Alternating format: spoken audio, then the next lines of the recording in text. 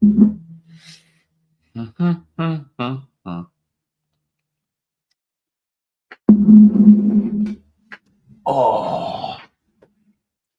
the coffee, she good. The coffee helps. The coffee helps. Oh, there we go. Oh.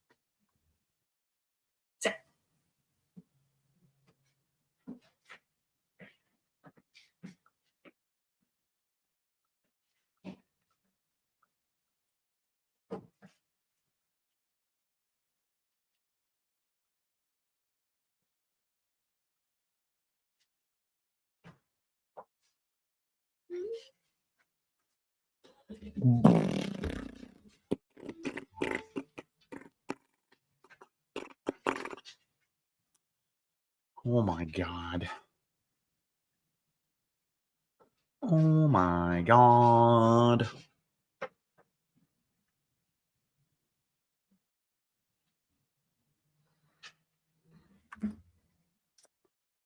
A musica. A musica.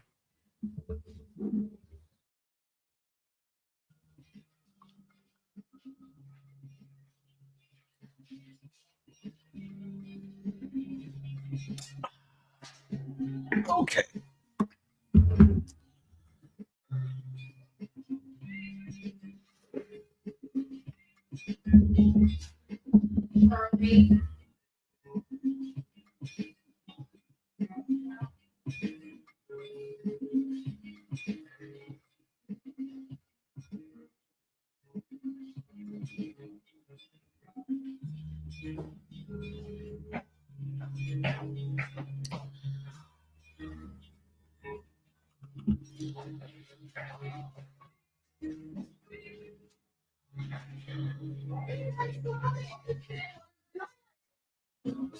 I mean, you're very interesting, Angie.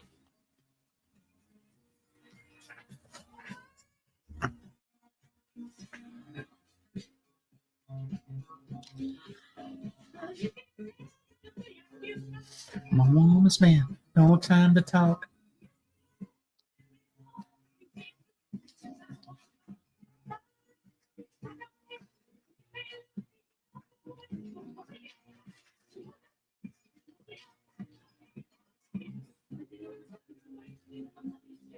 Guys, leave your mom alone. She's not that interesting.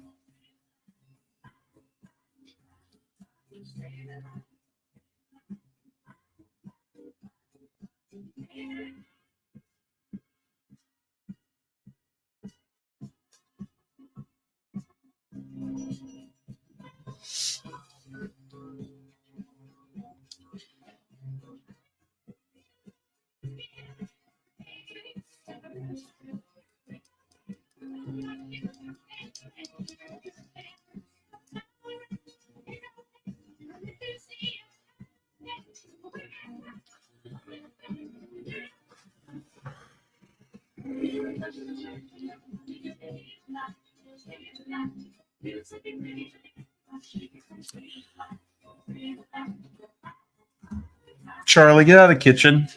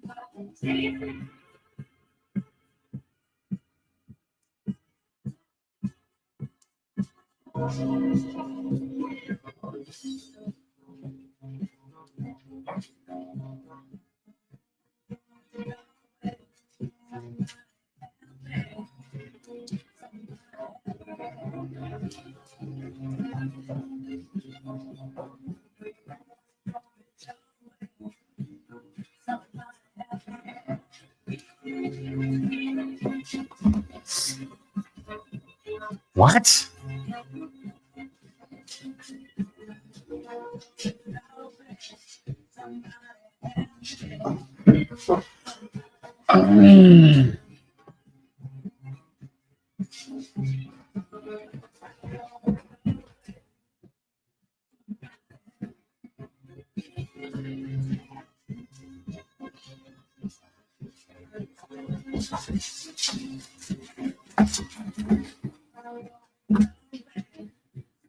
Well, there were crossbar eyes in book one. What are you talking about?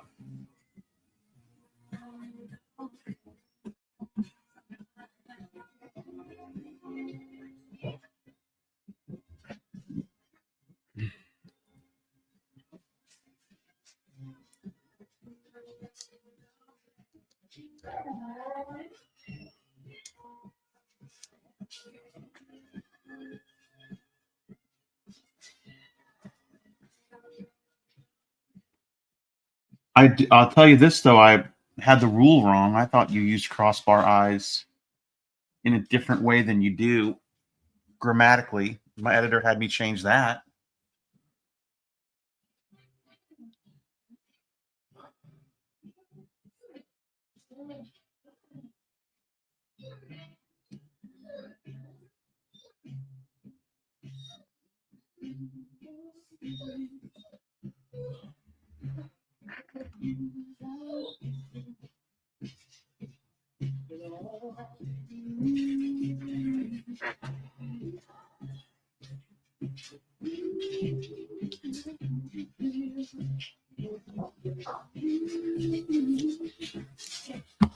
I thought the crossbar I was when it was alone by itself.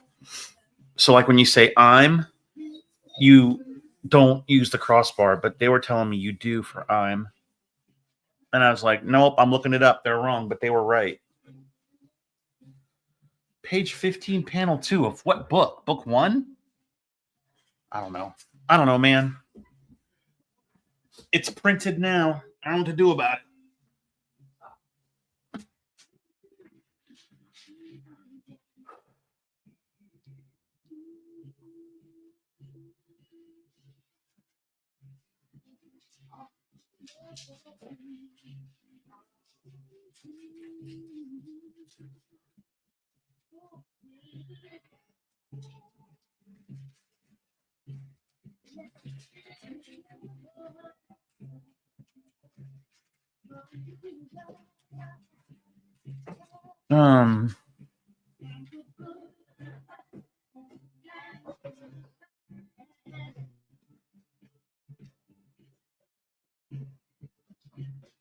It was an editorial choice. Whatever we went with is what the editing team at Holiday House said was correct. So I just did that.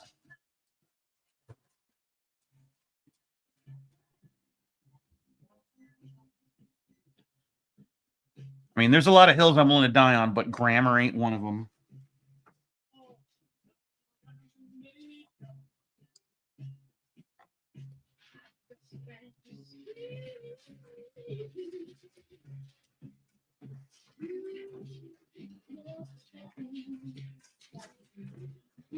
Hey, Pat L.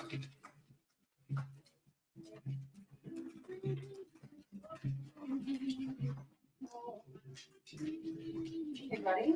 Go lay down. Yeah, sweetie. Oh, you're not talking to me. I don't normally call you buddy. I mean, it would be. I wouldn't mind. Am I your buddy?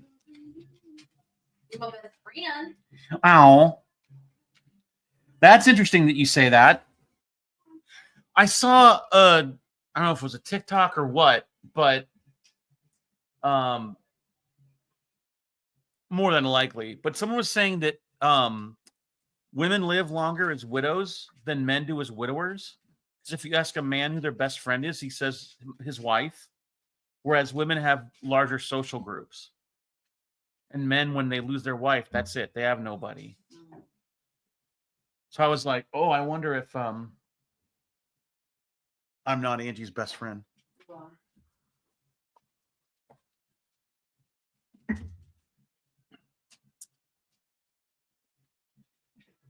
You're mine? Rob is your best friend. Do you think over you? I don't know. You know way more about me than Rob. Oh, that's not even your bass hole shirt. That's just the new Bassett. This is my Bella shirt. Oh, where'd you get that? You ordered that? On Etsy. Oh, that's amazing. Where'd you get that from? It even kind of looks like your Etsy. shape. Yes, Lucy, we're having a conversation and you're not involved. I ordered on Etsy. I wanted. Oh, I love it. I love it. I like that it's a cozy too. You cozy. Oh, yeah, you are my best friend. Rob wouldn't do this for me.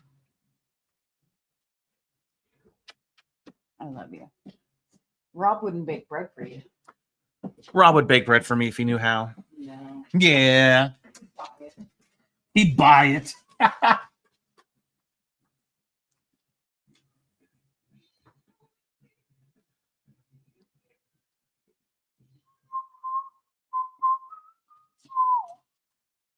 Pat, I see your avatar is phone bone. I assume you're a big fan.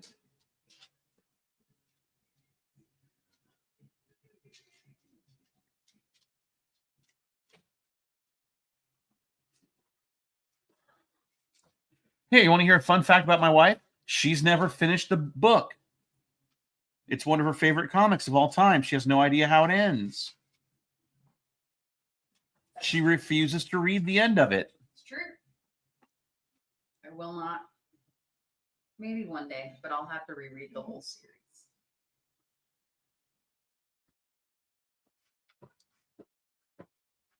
That is true.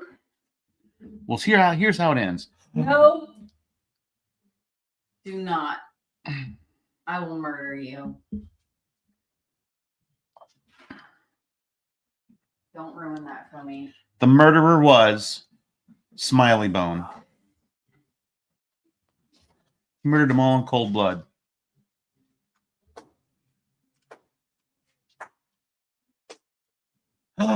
Pat. Nice. I do remember you. You saved my butt. I can't tell you. You saved my butt. This guy goes, I don't know if you remember me, but I bought all that art from you and commissioned the Skull and Scratches indie. It was hard for me to let that commission go. I was really proud of that drawing. I like that a lot.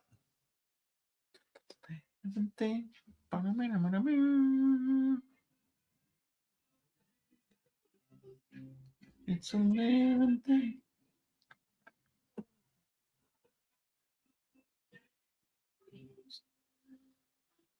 I was thinking, because Angie had lost her job. She just got, oh, by the way, Angie got a job. Chat. Angie starts her new job on Monday. And we're all very excited about it. But I was thinking about selling original art. And then I'm like, if I put original art up, one guy is going to buy more art for me and I'll feel guilty because he's always the one that buys art. Angie just made the money sign with her hands. Why do you feel bad? I don't know. I guess it's imposter syndrome. What? You make something somebody wants. He has spent thousands on me. So he has thousands to spend. I Why do know. you feel bad I about just it? feel bad. I don't know You why. could buy original art if you had the money. Oh, I'd buy so much original art. Okay. If I had the disposable income, So why do you I'd buy an care? original woodchuck from Charles Schmutz. Why do you care if someone else has? I don't know, Angie. It's a weird art hang up. It's an artist thing. That's crazy. Melissa says, stop being mean to Scott. Not you, me. He's saying to me. Stop being mean, Scott. He's my favorite person. Yeah, I heard. Melissa's the one that said I was handsome. Okay. I'm glad What? someone shares my opinion of you. Oh, now I'm just okay. She goes, he's okay. Hiya, baby. It's a living thing. Oh. You have exactly 1 hour to stop that. Ooh. I need to go get a massage. Yeah. Maybe. Someone in the chat asked me, And a haircut. oh, Dad, I need a haircut. Thanks for reminding me. Someone asked me in the chat if my hand ever gets cramped. Mhm. That's never my hand. Always my shoulder. That's because the way you sit. I know. I'm trying to improve. Raise the desk up. Pull it closer. I'm as close as I can get. Okay. Yeah, Pat. This is I'm working on book 2 of Table Titans Club. Man, mean, I don't know the words, so I'll make them up as I go. Elton John is gay. I don't know. Ooh, that looks good. It raised quite a bit. Got big bubbles on it, on the top of it. Angie is baking me bread.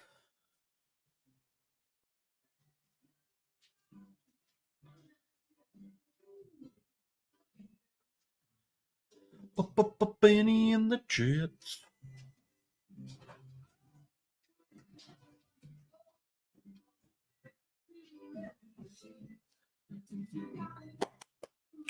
Okay. I've set a timer for this. I'm gonna head downstairs. Benny and the For Jets. laundry stuff. You got to go downstairs and apply for jobs. Oops. Nope. Nope. But I do need to make sure I have clothes. I'll be downstairs doing laundry. Weldon Barber should not have the button for signature buzz so close to signature cut, because I do not want a signature buzz. All right, Angie, haircut set for Saturday. I'm trying to make an appointment for mine now. Pat, it'll come out. Unfortunately, it'll come out next year. It's not unfortunate. It's actually a good thing, but it got bumped because, as you can tell, I'm not done making it. Timer goes off. You need to pull it right out, okay? Okay, you got it.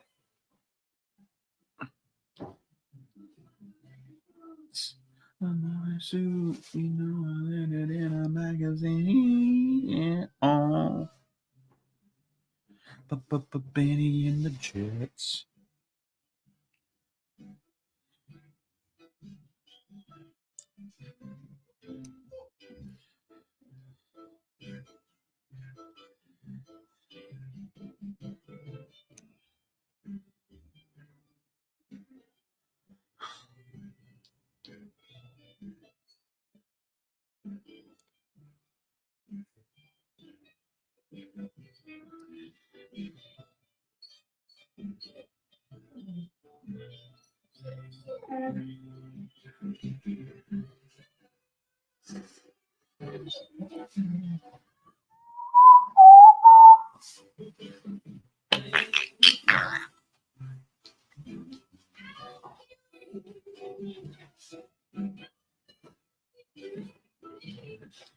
She's got the long lips.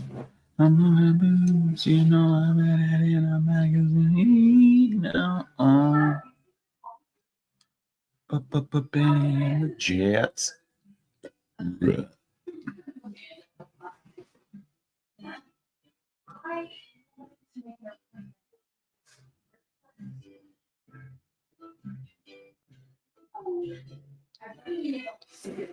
Benny, Benny, Benny and the Jets.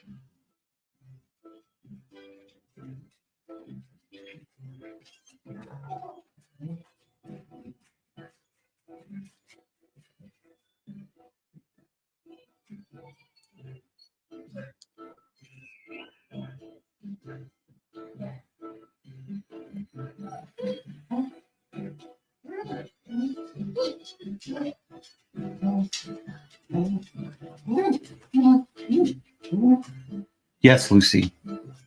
She went all the way downstairs. It's like she doesn't exist anymore. I know, it's awful.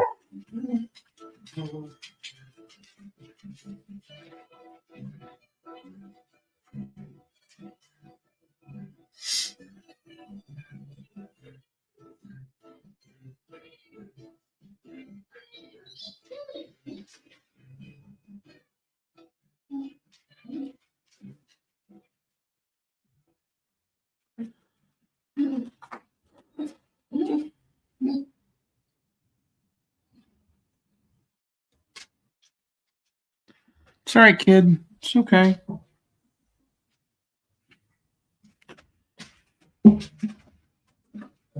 I know. You're a pack animal. You want us all in the same spot. I get it. I promise you it's okay. Promise.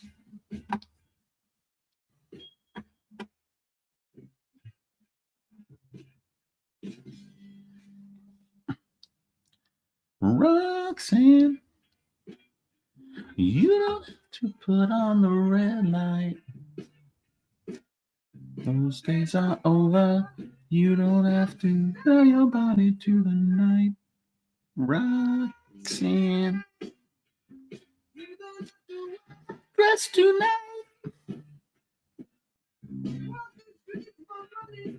I don't care if it's wrong or if it's right. Roxanne, put on the red light. Roxanne.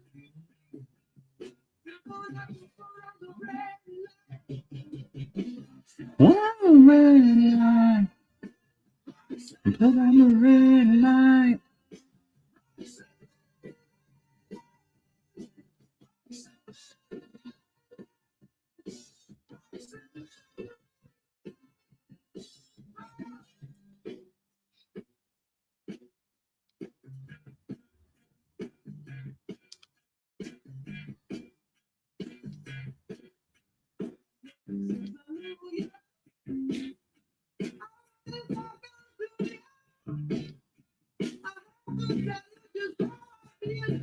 I'm married with another boy. I know your mind is made up, so put away your makeup. Tell you again, it's the right way. Roxanne, you don't have to put on the red light.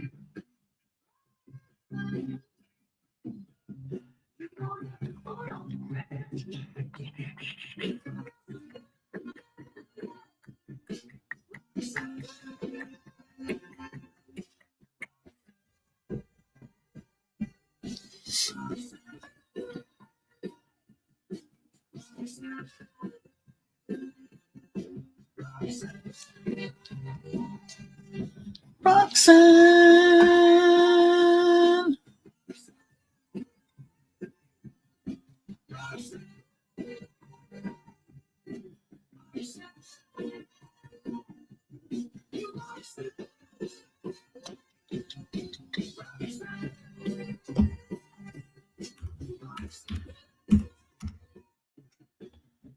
Line.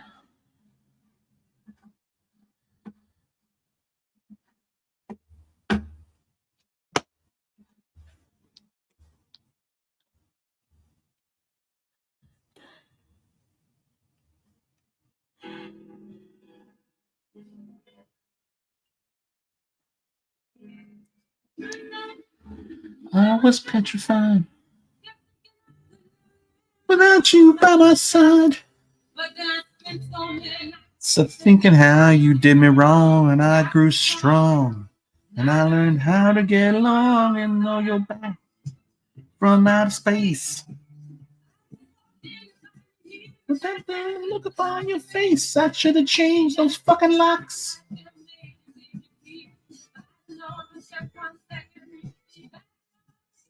Oh, not I. God damn it, Dutch. What are the jobs you got us doing for the DA? It's goodbye, Dumbo. Lay down and die, oh no, not I. I will survive.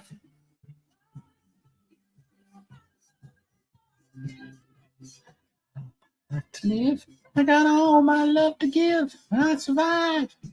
Yeah, I survive. Hey, hey. Ba-da-bum, bum, ba-da-bum, ba-da-bum, ba-da-bum, ba-da-bum, ba-da-bum.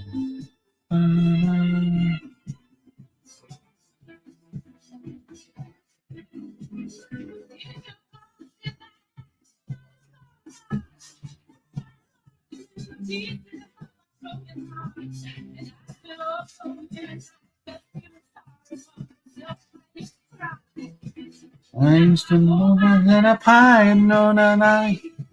Bam, bam, down.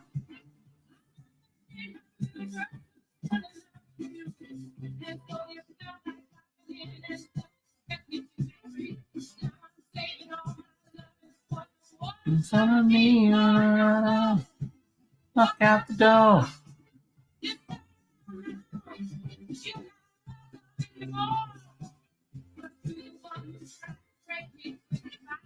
Ah, Dumbo. You think I'd lay down and die? No, not I. I will survive.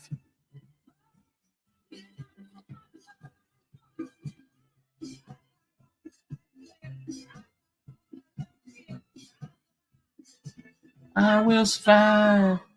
Hey, hey.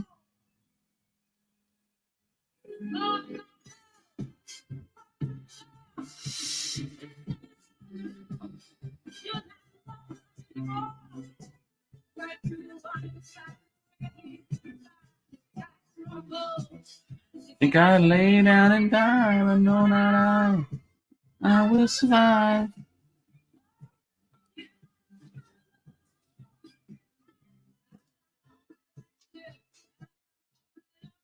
You know, guys, not for nothing, but they went pretty hard in the 70s.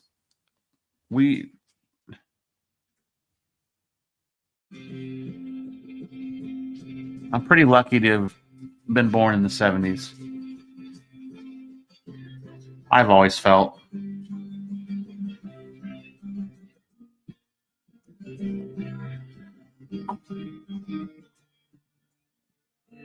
Give me love, give me love, give me peace on earth, give me. There we go. Don't fuck with that, Charlie. Thank you.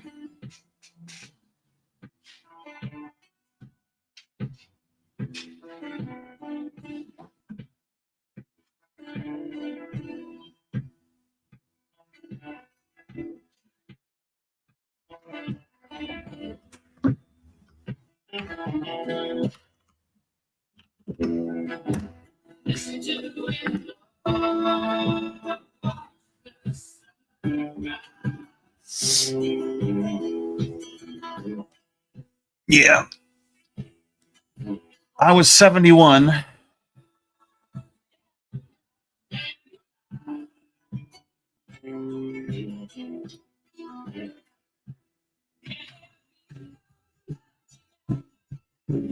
Never love me again.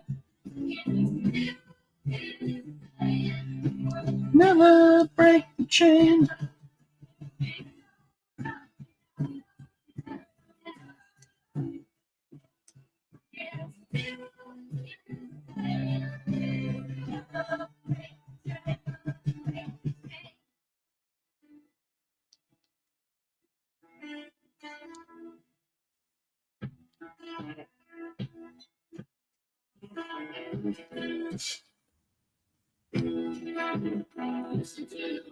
Yeah, Chris.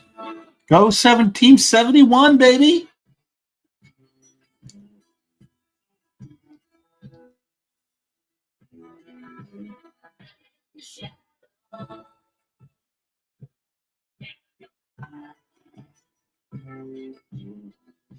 We're OG, brother. Our toys were made out of die-cast metal, bitch.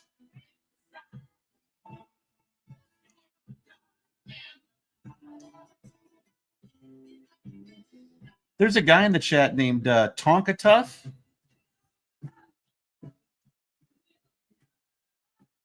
Tonka toys in the 70s, man. There's a reason why their motto was Tonka Tough.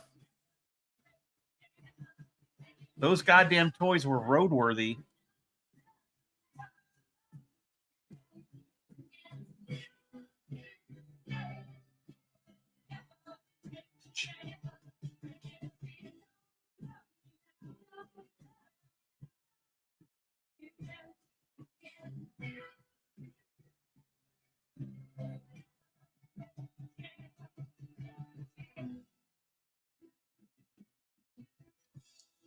Yeah, I had the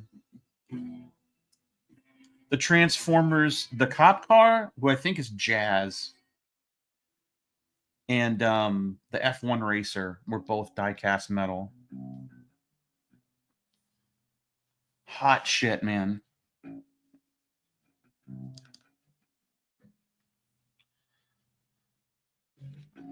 Prowl, thank you. Yeah.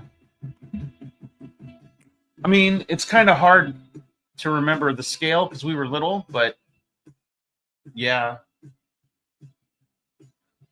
I've still got my original Shogun Warrior Godzilla, too.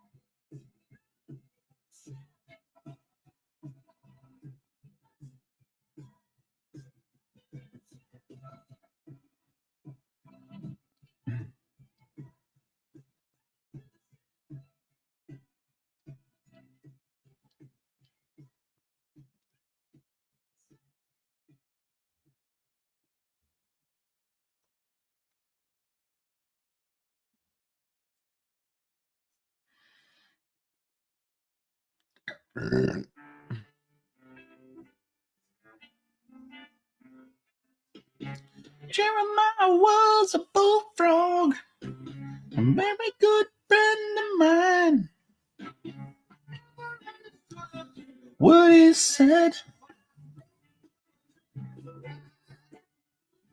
was yet a very good wine, singing joy to the world. Love the boys and girls, joy to the river in the deep blue sea, joy to you and me. If I was the king of the world,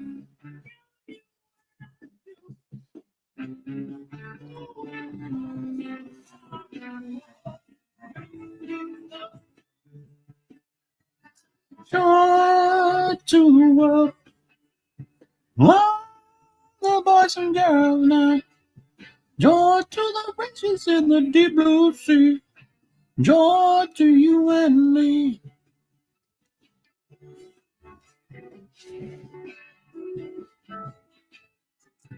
So what? Tell me more, John. When's that happening?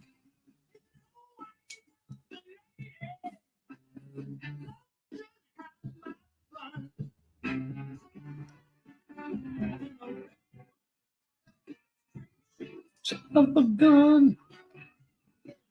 Shooting son of a gun. More to the world. All the boys and girls now.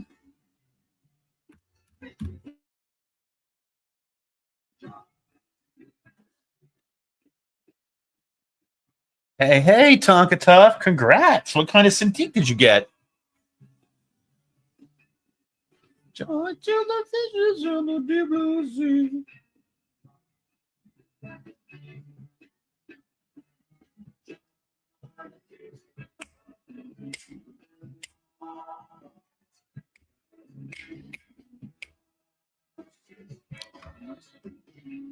On to the way. To the world. All the boys and girls now.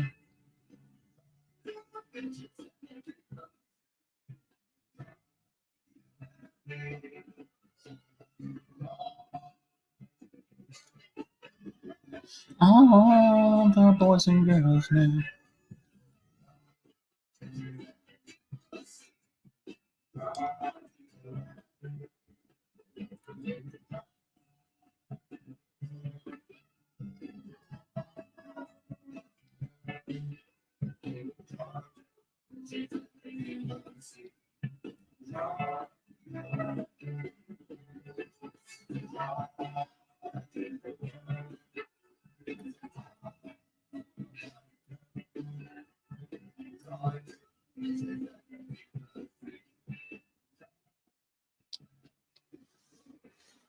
Nice. Dude. That's got to feel awesome, man. Well, congratulations.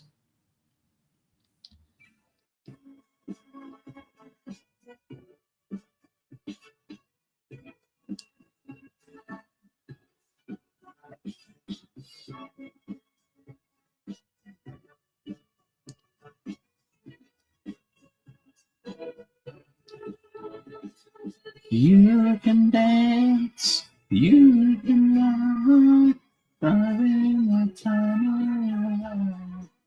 You see that.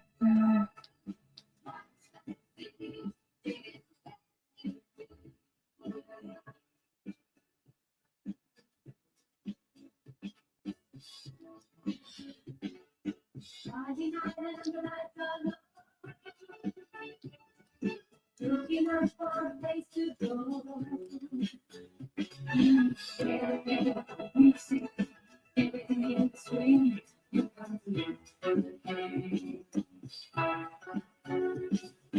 Anybody could be that. Music. Hi.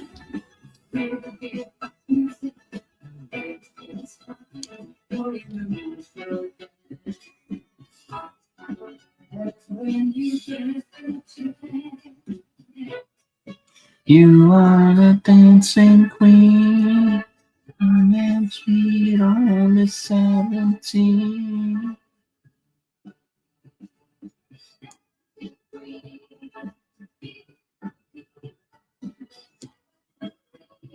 Oh, yeah. You can dance, you can love, having the time of your life. Ooh, feel that. I don't know the words to this either, really.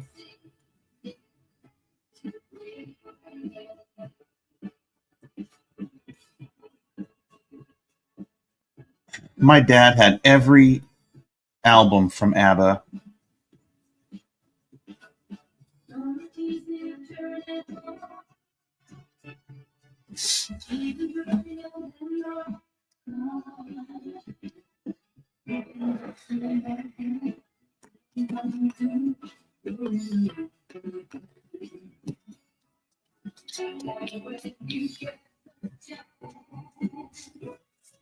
You are the dancing queen, young and free, only 17.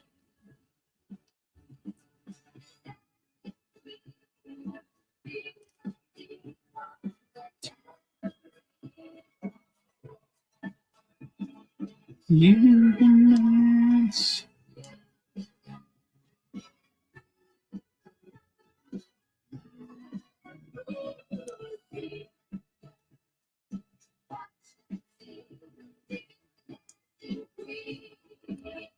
We're not using a lot of tambourine in music these days, are we?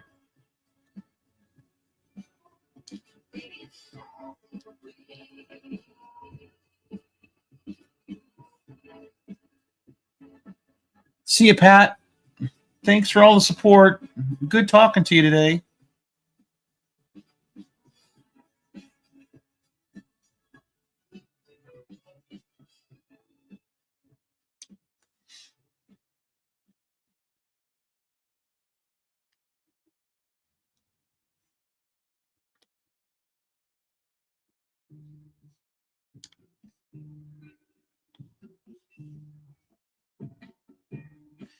Can see clearly now the rain is gone. Can see all obstacles in my way. Going on the dark path, and it's gonna be bright, bright. Bright, sunshiny day. Gonna be bright, bright, Sunshiny day. I think I can make it now. The pain is gone. All of the bad feelings have disappeared. Even the rainbow and rain. It's bright, bright, bright, sunshiny day.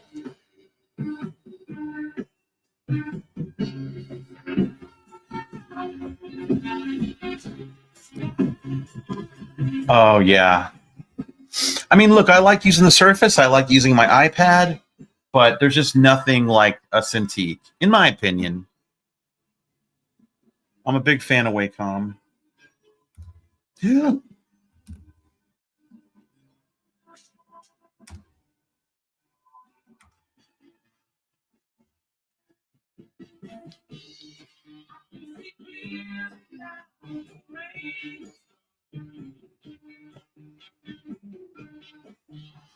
All obstacles in my way.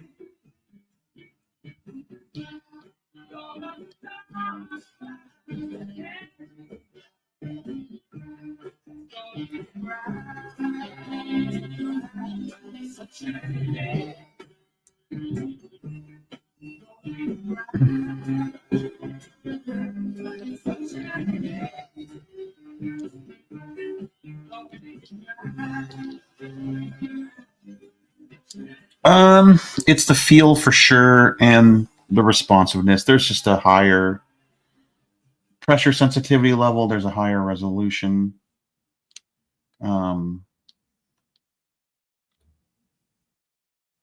Although I will say this, if Apple ever decided to make, which essentially is like a Cintiq companion, where it's a full desktop Mac with an iPad type screen and an Apple Pencil, I'd switch.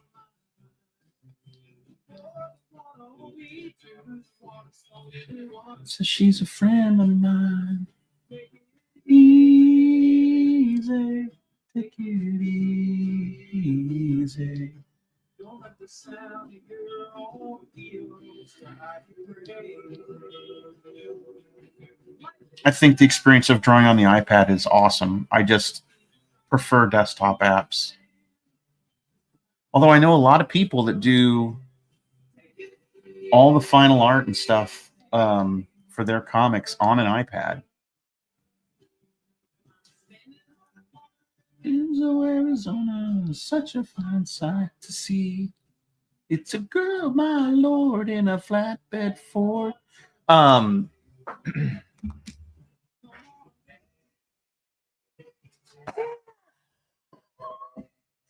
I drew traditional all the time. I still draw on sketchbooks.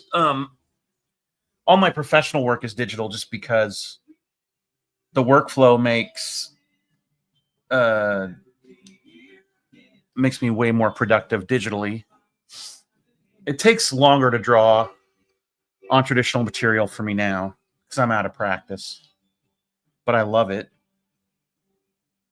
I've been drawing comics digitally since about, I want to say 2007. I used to draw on paper and scan it in and then futz with it in Photoshop. So I would draw it, ink it, and then I would create the panels and the letters and the text all in Photoshop.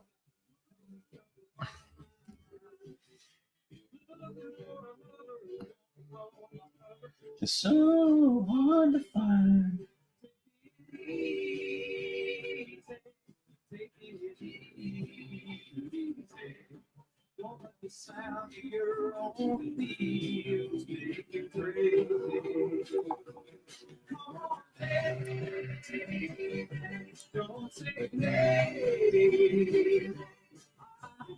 Abby Howard is great. Her art's amazing. Yeah, most comic book artists that work traditionally have something called what's it called? Shit. Flat something. Shit. Why can't I think of it now? But they're big, essentially dressers with flat drawers that keep all their original art in.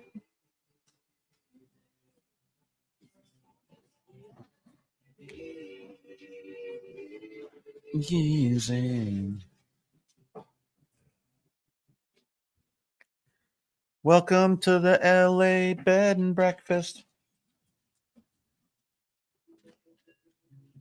My natural pun. Flat file, thank you. Lucy, stop bullying him. Hey, Angie.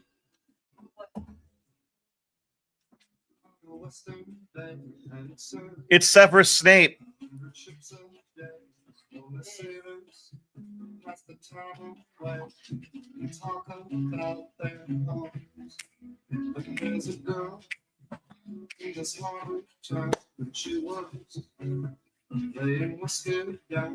Amanda. Whiskey and wine. You're a fine girl. What a good wife you would be.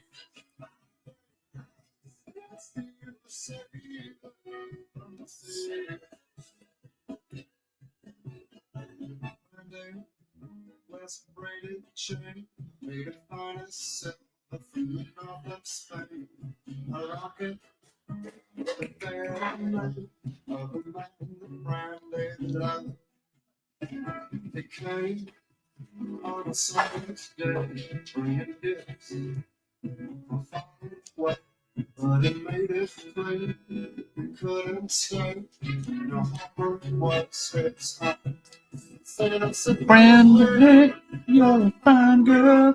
What a good wife you would be. But my love, my lady is the sea.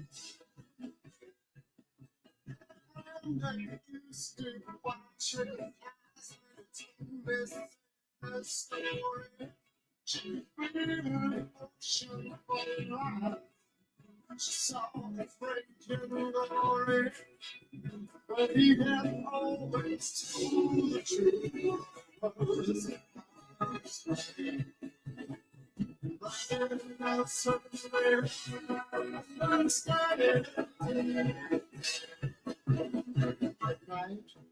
When the bars close down, Brandy walks through the silent town and loves a man who's not around. She still can hear him stay. She got them say, Brandy, you're a fine girl. What a good wife you would be.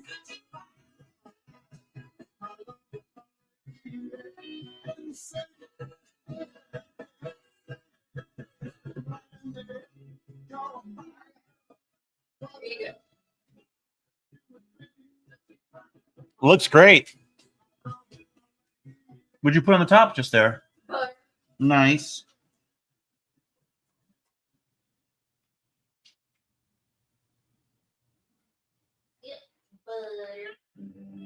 Butter.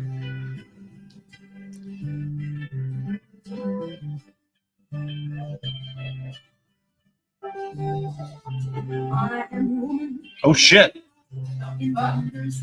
Is this Helen Reddy?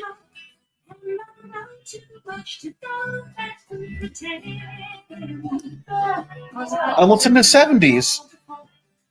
Yeah.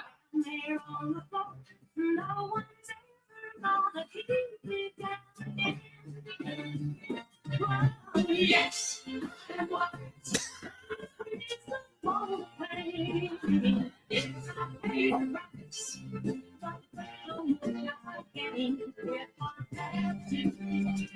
you remember Pete's Dragon? She was in that. I am woman.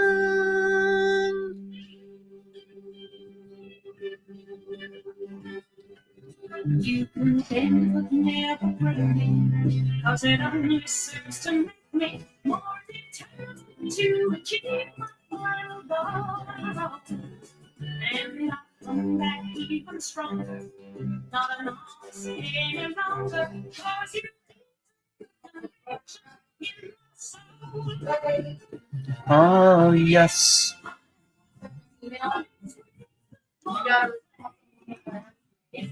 Oh, shit. And are you going to? Oh.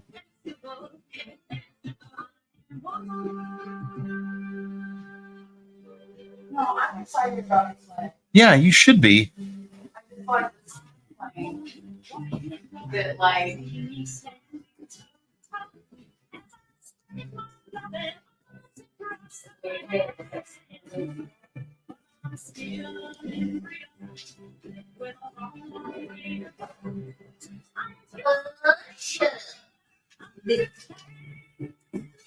Oh, yes, I am wise.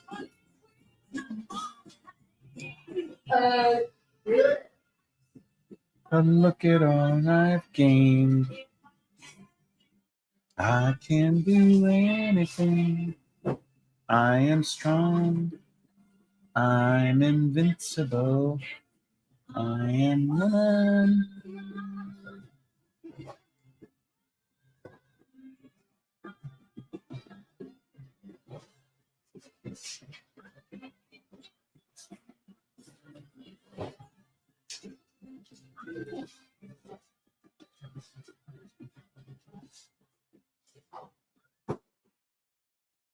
Yeah, I don't know. The 70s were weird in that aspect. They were not, it was not, I mean, the 80s were pretty wild too, but I like bell bottoms though. There was some cool shit in the 70s, but a lot of it was, yeah.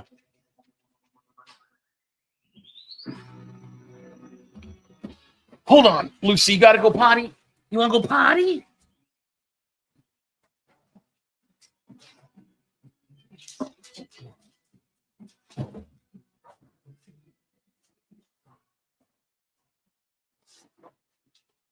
Okay, yes, come here. Well, let's go potty real quick.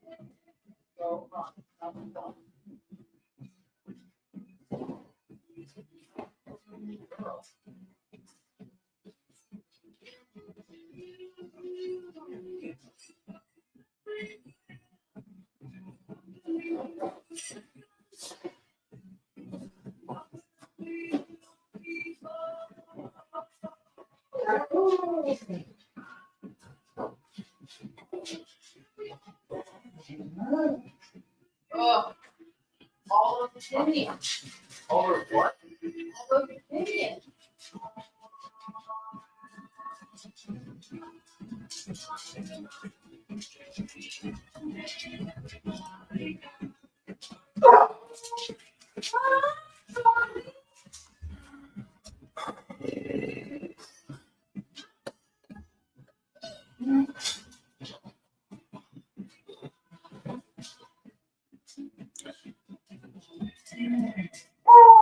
Oh my God.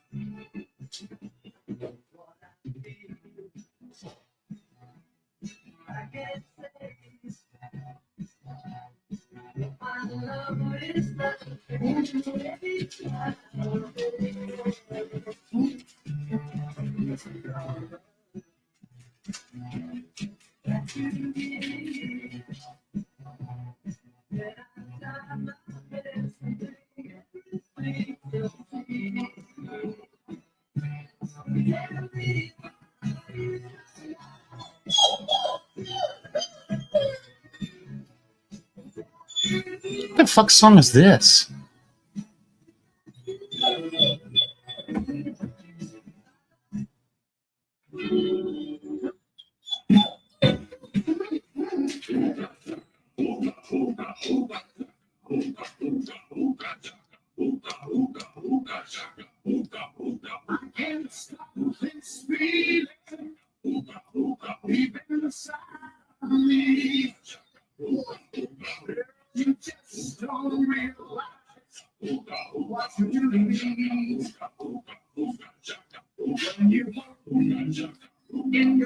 Sometimes everything's alright. I've got a feeling, and I don't believe it, that you're in love with me.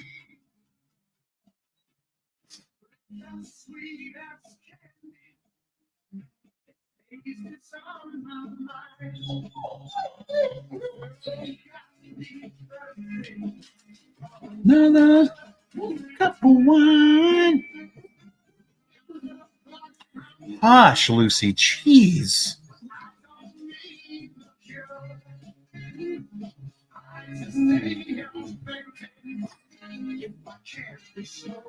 Oh.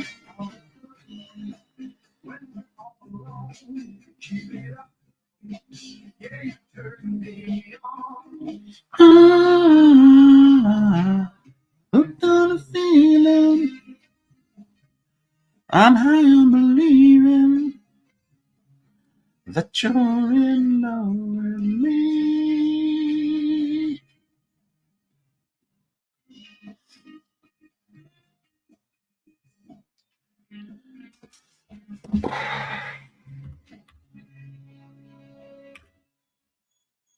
All those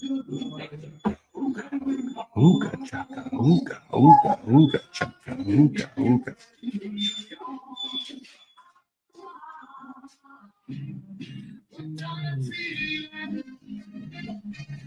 I'm high on believing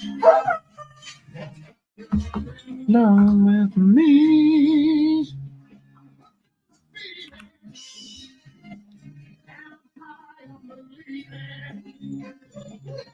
That you're in love with me.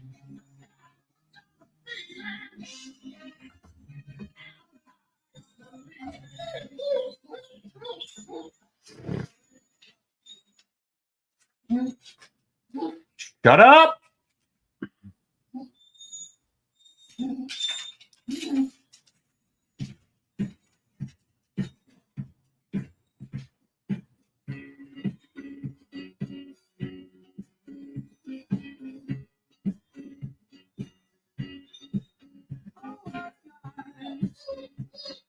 Late December, baby.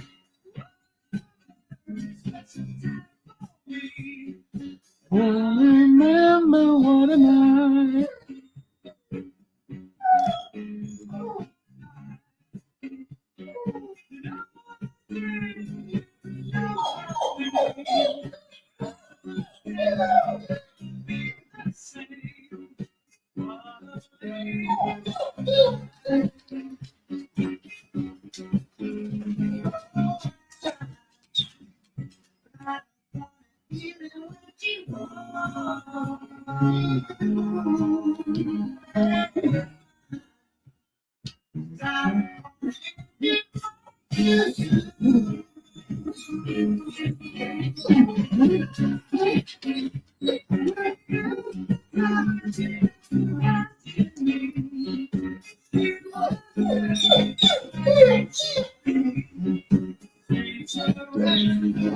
Bassets, shut up. She's downstairs. Not on the fucking moon.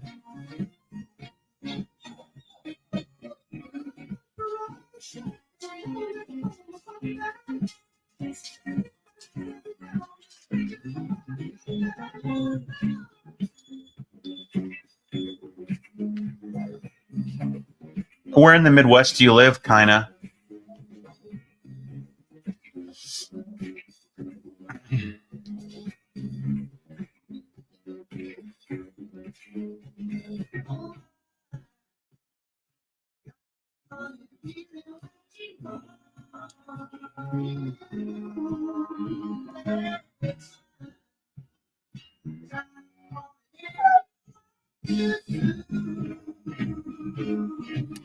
Minnesota?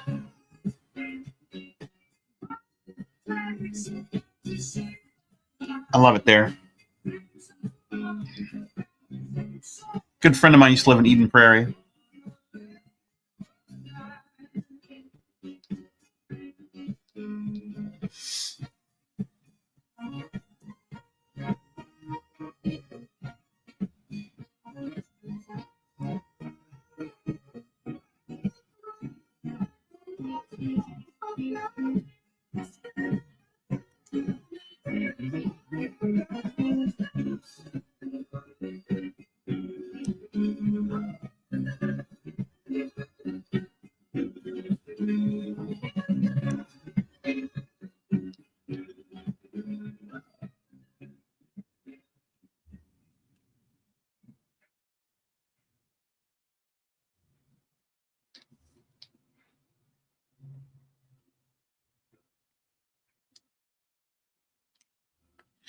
When I was young. Is that this? Yes. Anyone making love was just for fun. Those days are gone. You know how disappointed I was when my buddy took me to Eden Prairie Mall and it didn't look like the mall from Mallrats anymore.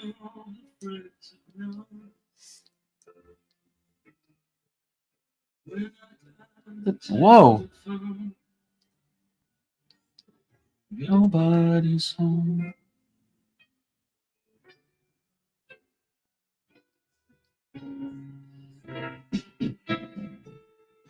All by myself.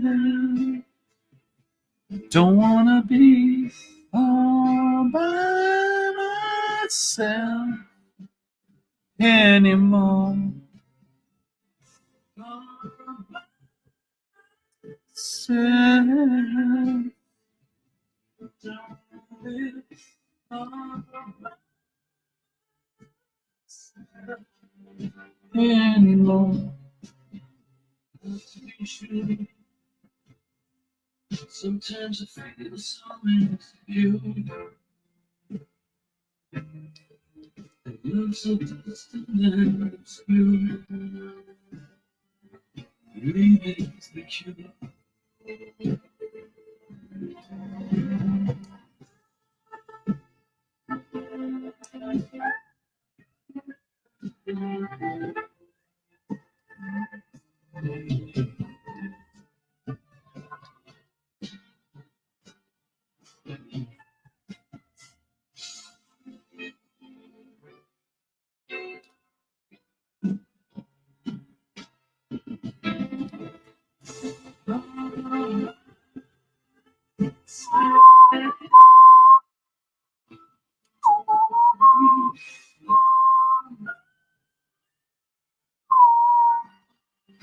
Anymore. All by myself. Don't wanna feel all by myself anymore.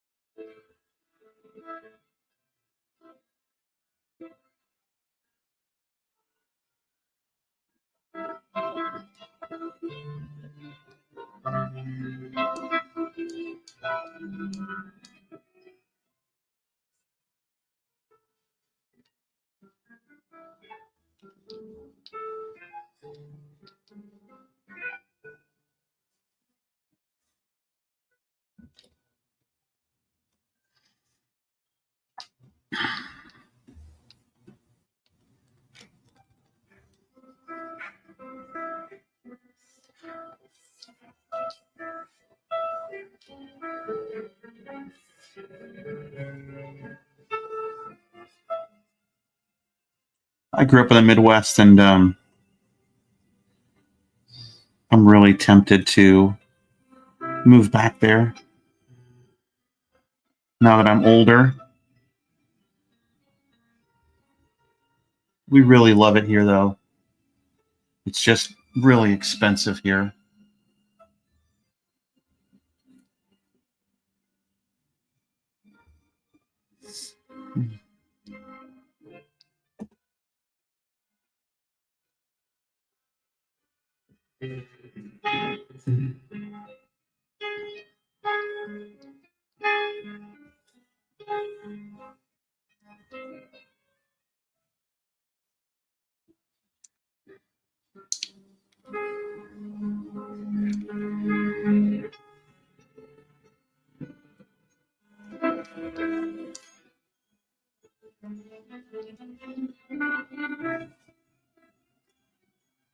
Charlie.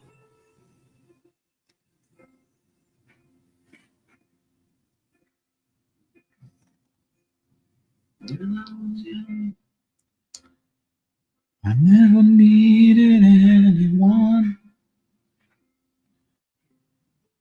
and making love was just for fun. Those days are gone.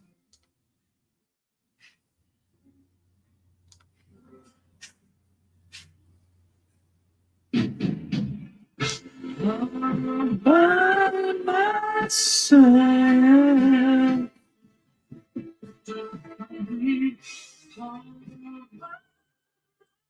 Sad anymore.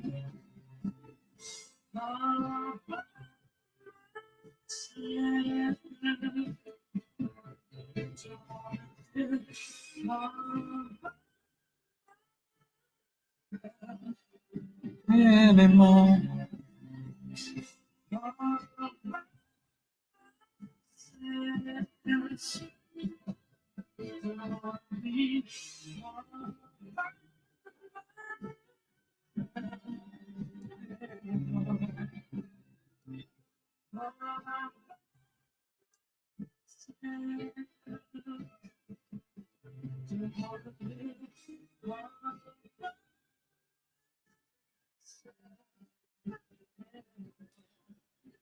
Yeah, Tonka. The problem with skedaddling is then we can never come back, right? Unless there's changes to the way that um,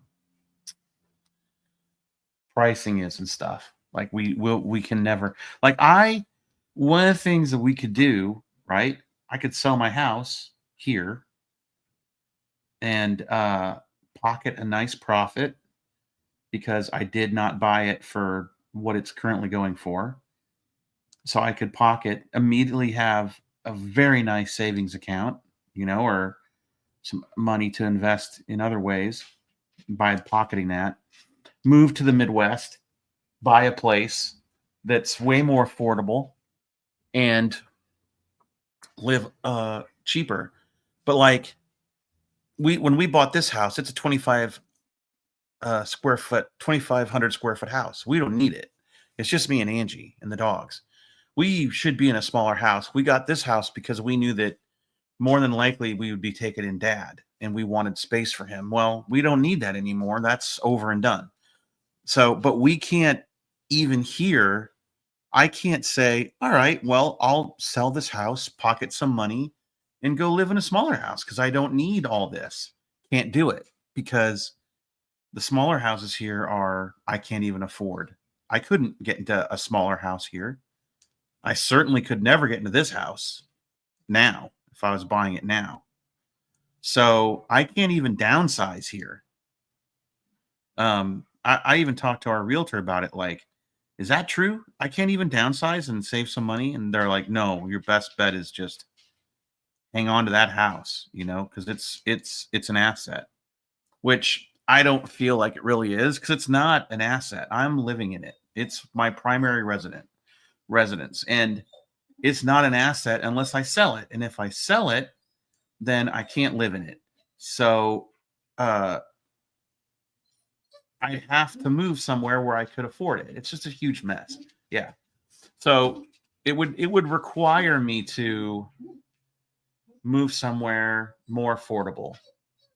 And then you make this an asset. Then it becomes an asset, right? That's fine. Hey, shut up. Shut up.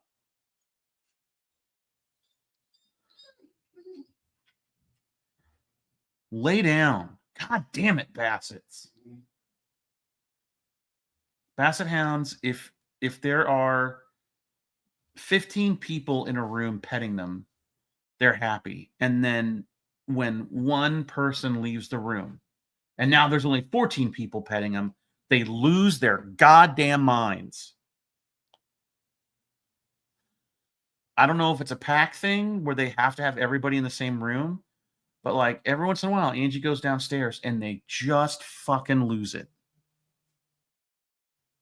Because she's down there and I'm up here and they can't fucking handle it. God damn it.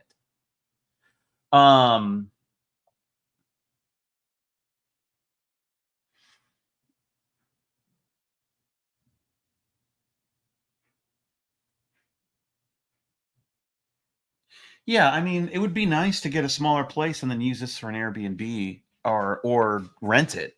Just straight up rent it. I could convert my downstairs into an Airbnb. I could easily just have it be garage access or even put in a side door. But I don't know, man. It's a pretty open split level. I'd have to put in kind of a door downstairs, which wouldn't be hard to do. Right at the bottom of the stairs, you could put something in. But I don't know, man. It's very open. And it's like, it would be really weird to have people that I didn't know downstairs.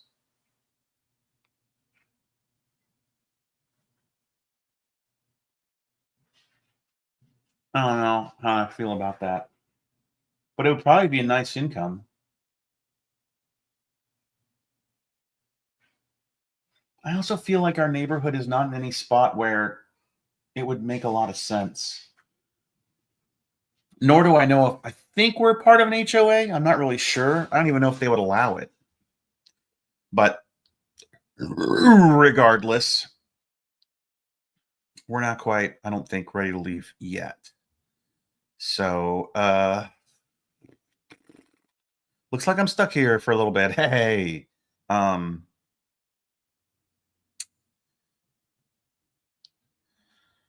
we'll scrape by, I guess. We'll figure it out. But I mean, it's always an option, right?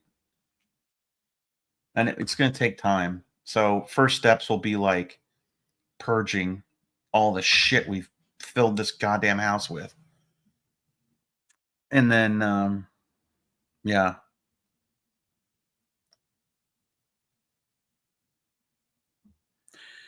There's also something to be said about the fact that I'm currently in a blue state and I'm worried about the next 4 years. So, like, it would be nice to see how things are going to play out politically. Because if things go really south, like if they just decide we're an authoritarianism country now, and he's just king, then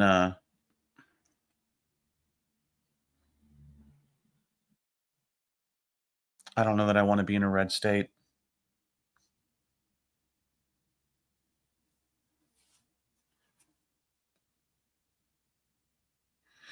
The only thing that makes me feel even remotely safe right now is that I'm in a blue state.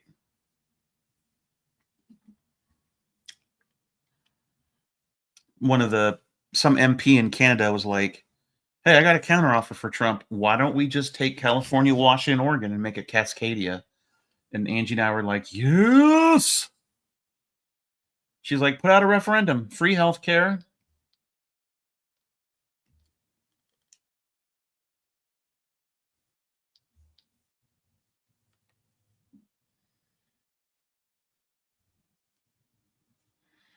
I mean, I don't know how the people in Spokane would vote on that, but I think that the Seattle area might carry that. Please make us a province of Canada. Please, I beg you. Canada by Washington State. Hey, I'll gladly pay taxes if they go to. I mean, I'm already paying taxes now, and where the fuck do they go? Not to me, not to help me. If I paid my taxes and it went to infrastructure and free healthcare, yeah, I'll pay it. I'll pay taxes to have something like the BBC and get actual nonprofit news. I'll even pay for that. Where maybe we get some actual information and news.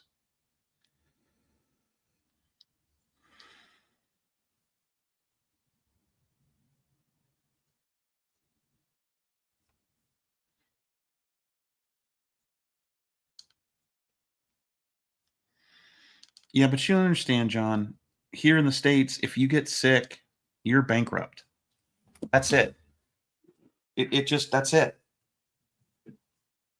Let me ask you a question. What happens to your elders? What do you do with your elderly when they have to when they need care? What happens if you have to become a primary caregiver for your dad? What does the government do for you? Anything? I'm curious.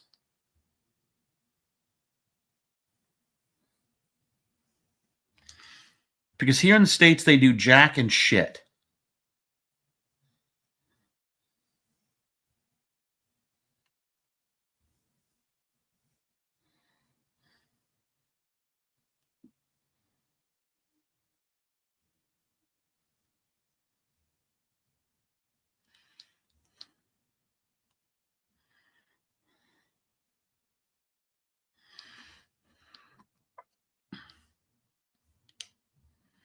Well, we have long wait times for healthcare. I'll tell you that.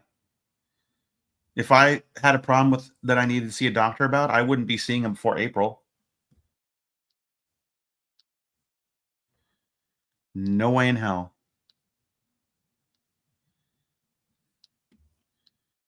My mother-in-law just tried to make an appointment for her eyes because she can't see and she doesn't know what's wrong and she can't see anyone until March.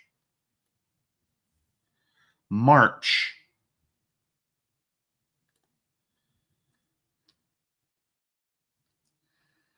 So, and she can't drive right now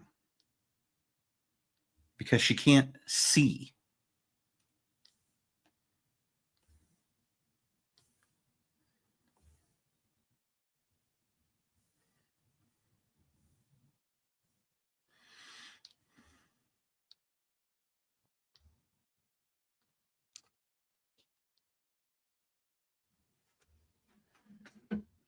Yeah, I know Minnesota's blue. My buddy wants me to move to West Des Moines, which currently is, I'm pretty sure, oh, red as fuck. And I grew up there, but I don't know that it would be the same. Although I know Iowa's red, but West Des Moines pretty liberal.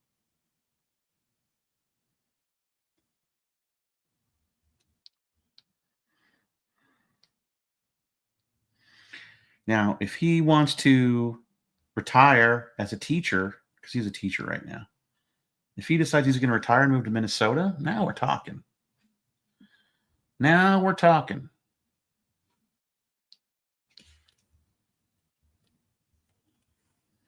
I would love to live in Minnesota.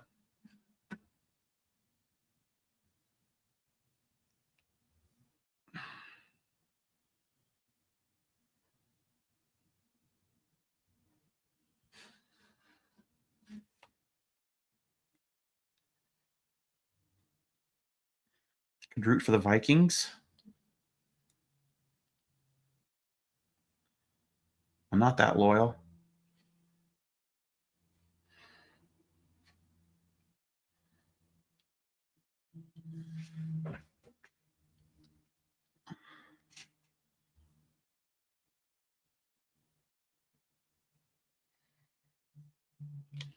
I mean, I like the Seahawks, but the Vikings wear purple, right? It's purple.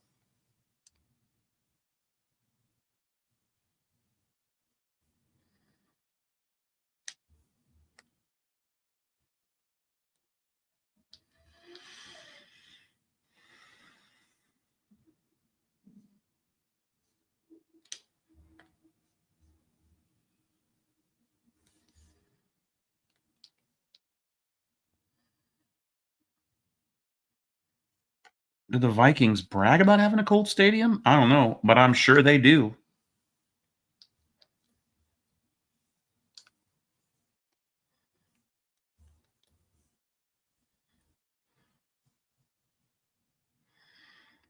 I bet if you go to Vikings games, you got those cushions you sit on that heat up.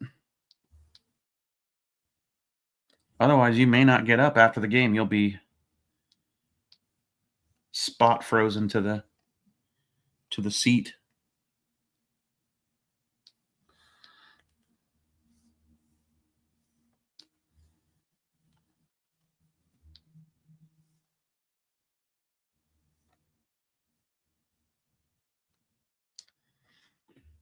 When I was growing up, there was this mini series on TV called V.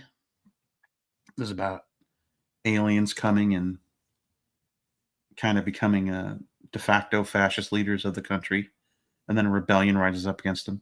But at one point, this factory worker, there's an accident at a factory, and his arm gets hit with liquid nitrogen, and he comes out, and his arm's frozen, and it hits the like a pole railing and busts off and cracks. That's what I imagine Viking Stadium to be like.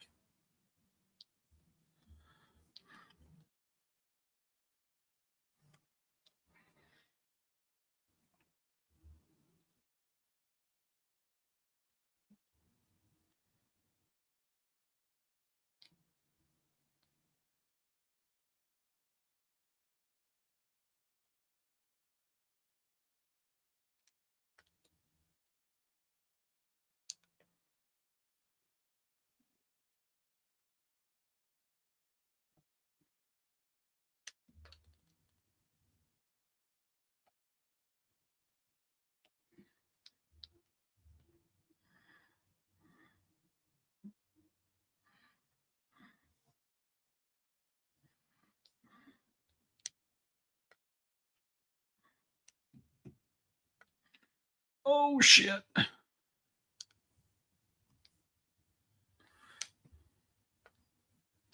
Yeah, we love the cold too. I don't know that I love all that snow. I mean, I love snow, but dealing with it would be problematic. I'd have to get a snowblower because I ain't shoveling. Not in my shape at 53. I'm dead my first snow if I'm shoveling.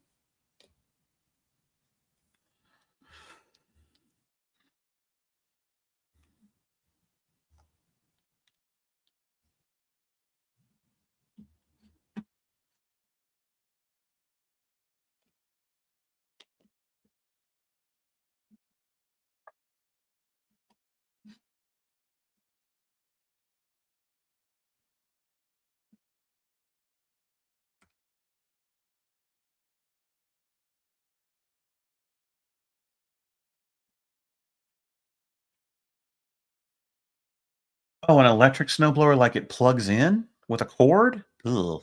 No. When I was growing up, we had a gas powered one.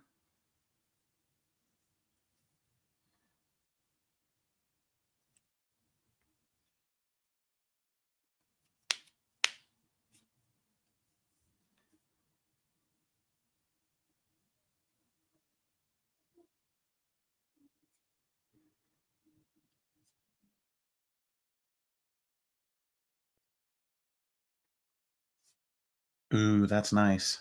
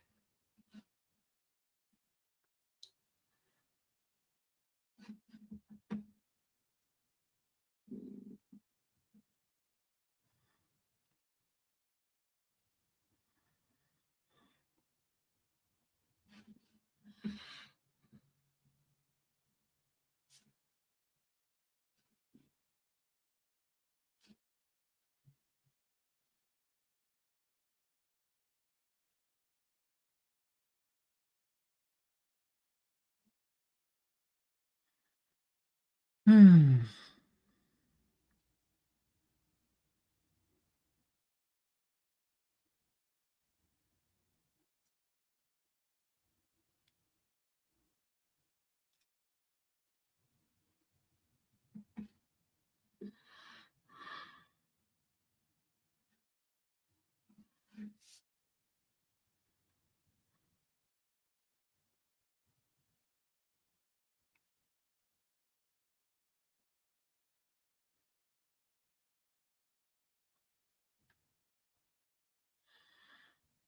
Sorry, I'm doom scrolling some about this fire stuff.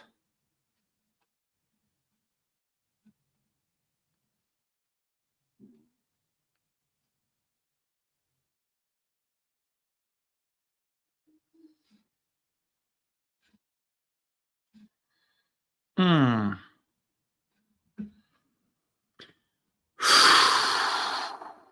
No bueno.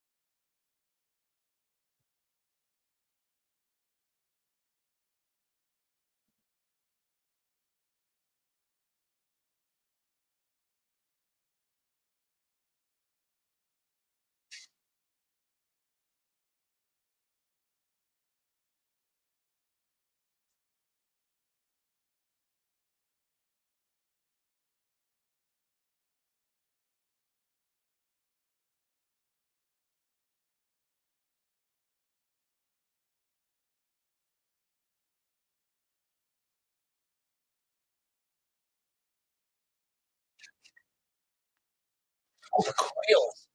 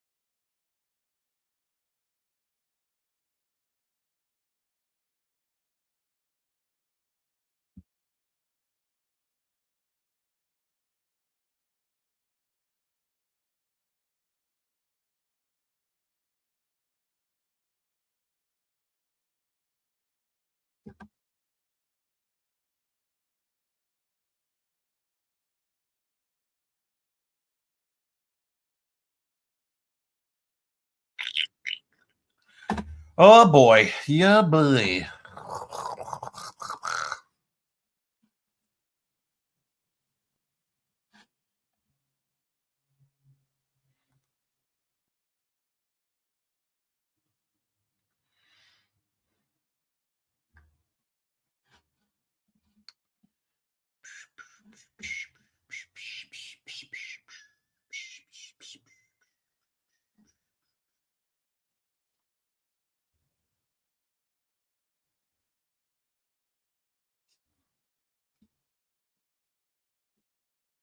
Ooh.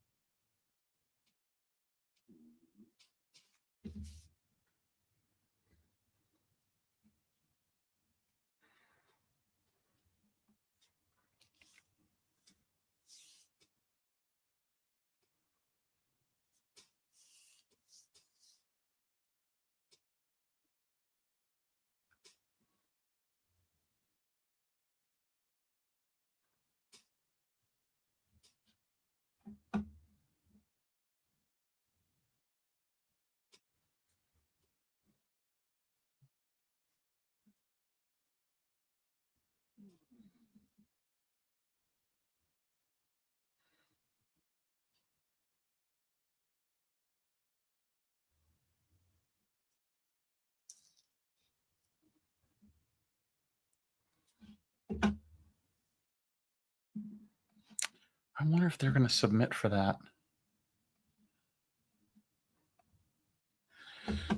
Compose.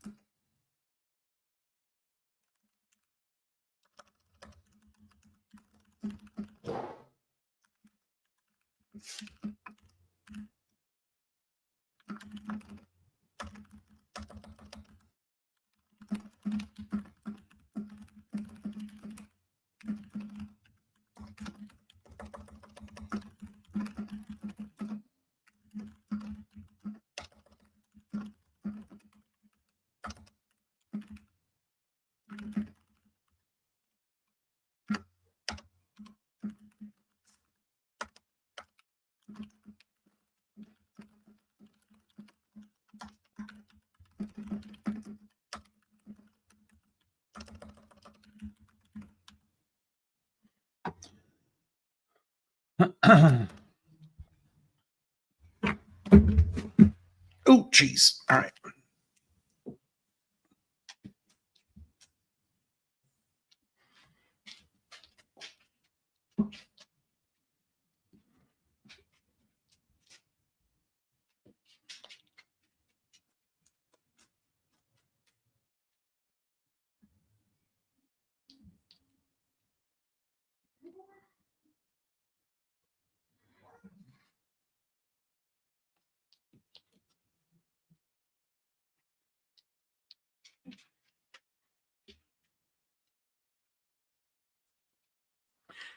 You listen to people talk about dinosaurs on YouTube. I listen to people argue about whether dinosaurs existed and whether the earth is flat or round.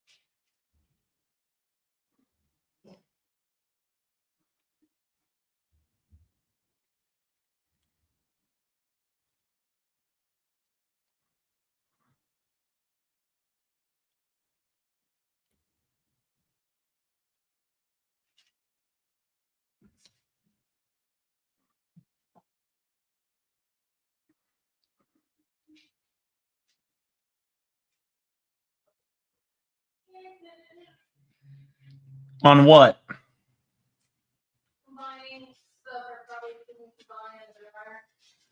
Oh.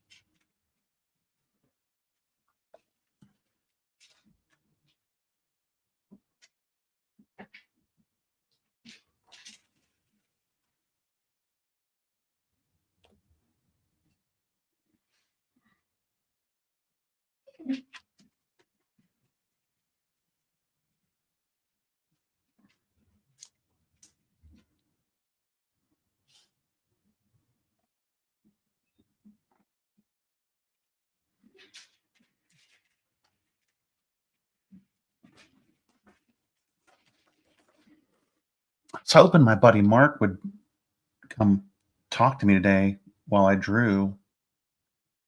Mark Walters. He called me last night and let me know that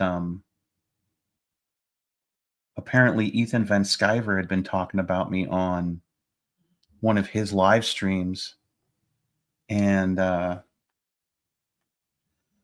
your first thought is, uh-oh, what did he say? And then I went and listened to it, and it was not that bad. It was actually kind of sad. He was like, Scott Kurtz is a nice guy, but he's not very nice to me. And then he went on to say, that on one of my streams, I'd said that I hope that Ethan Van Sciver, he got it wrong, but slides under a gas truck and tastes his own blood, and that makes me really a sick individual.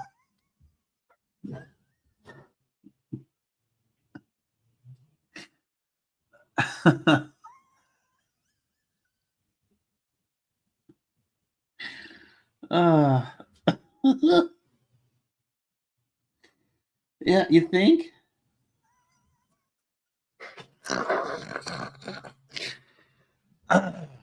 I love how that guy can say horrible, horrible, racist, sexist, and misogynistic things. And when anyone calls him on it, he's like, they're jokes, buddy. They're jokes. It's all entertainment, man. It's all for my listeners. But he doesn't understand hyperbole when anyone else uses it and talks about him. He's like, well, Scott really wants me to get hurt and taste my blood. That's a sick individual. Yeah, man. Figure it out.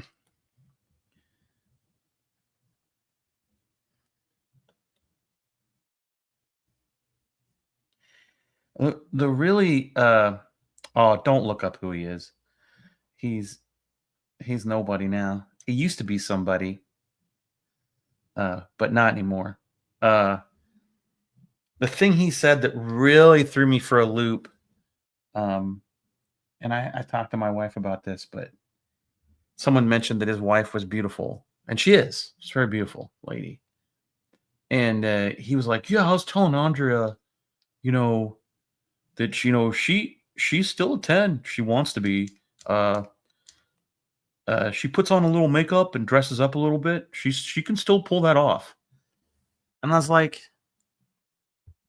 what kind of asshole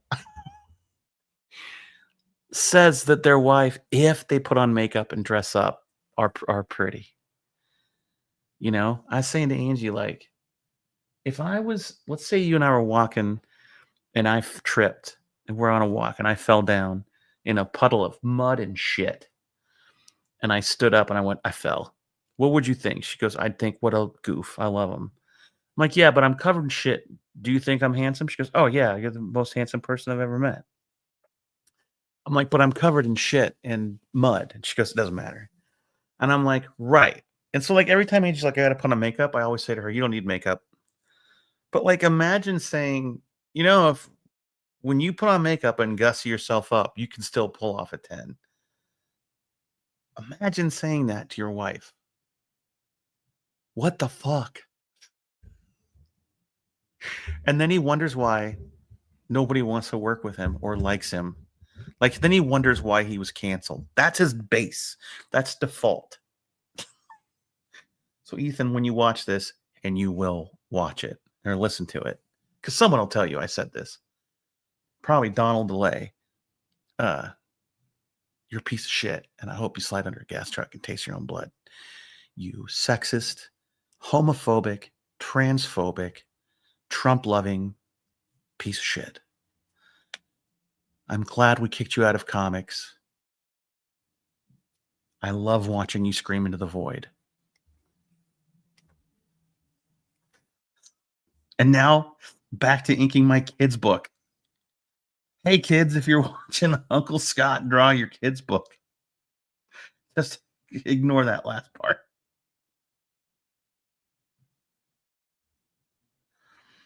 I really like Table Titans Club. I think I'll watch that author. I'm no kid's favorite author right now, so you don't have to worry about that.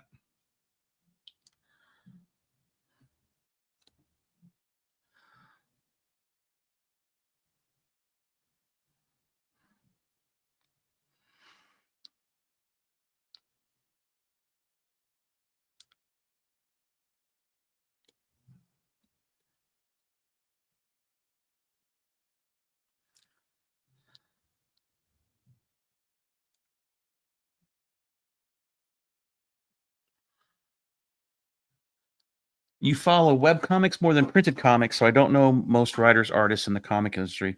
Sadly, I don't think a lot of people do, but there's some really awesome writers and artists out there, man.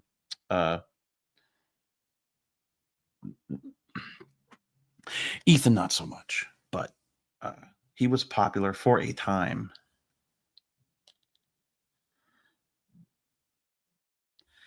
His style was kind of in vogue for a while, I guess. It's really stiff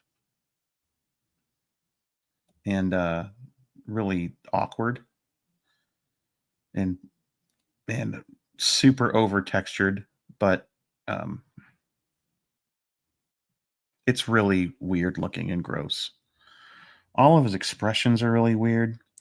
Here's how you know his art is bad. He's got a character right now called Cyberfrog that's kind of like I wish I was the Ninja Turtles kind of thing going on. And it is difficult to look at the character. The design is just so overly complicated. It's difficult to look at. Like, it's difficult to decipher. But when other people draw it, it looks okay because they do a stylized version of it.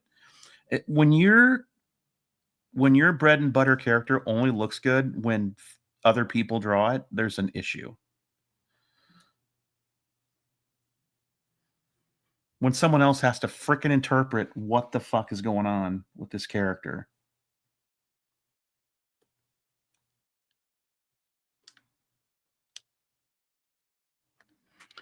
That's a problem.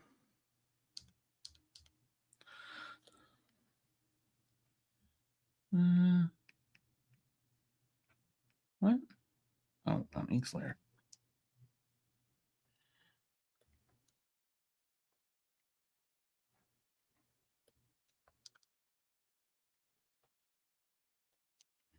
I will say I think it's way harder for traditional comic artists than just like cartoonists, because I think you have to adhere more to the rules.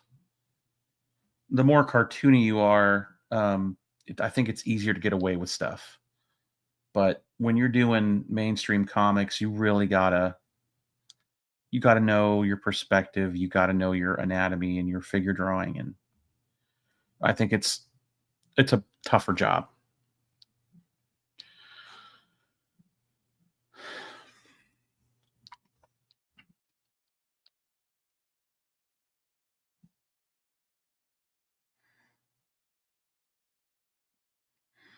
But I think there's some people out there with really cartoony styles that know their anatomy and perspective, and they're very stylized. And I think their shit is so clean and so good. Um, like Chris Samney. Oh,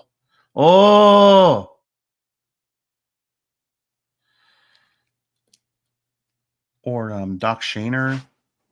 Or whoa, you all right? I'm asking you. I don't know what the fuck was that. Huh.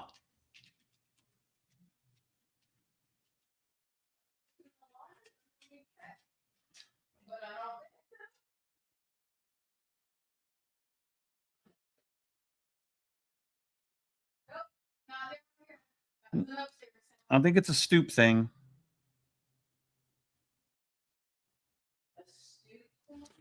Yeah, I think something fell on the stoop or something. Let's see. Whoa. Oh, I think it was the toilet paper falling over.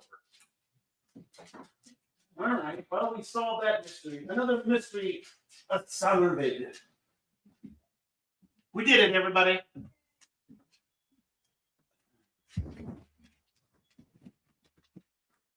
Oh yes, thanks for asking. Angie did get her a job.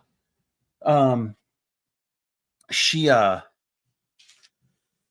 Angie got a job at a homeopathic clinic. She's going to be the office manager there, helping them run the clinic. There's 14 doctors inside the clinic, and so yeah, she's starts on Monday, and she got what she asked for. And she loves all the people and loves the place, and we're all really excited, but she's super excited.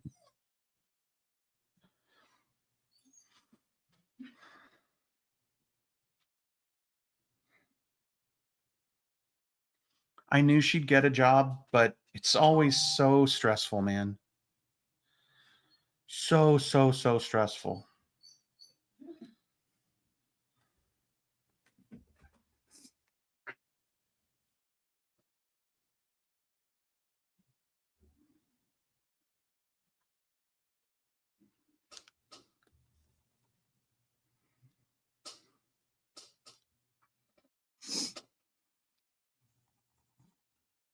When she came home that day and said, "Well, they let me go. They let me go at the clinic at the chiropractor's office. They don't have the money to keep the office open."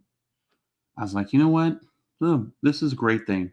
You're going to get a new job, better job where they respect your opinion and what you have to offer, and this is going to suck while you look for it. It's going to suck.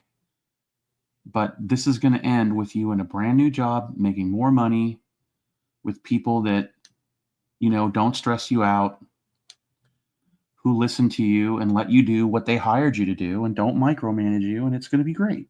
And so, it was a sucky Christmas, and we were all really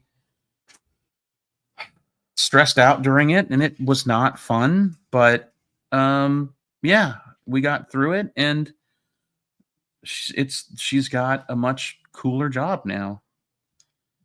And they were all really impressed with her during the interview process. Everybody was, which does not surprise me because she is an impressive woman.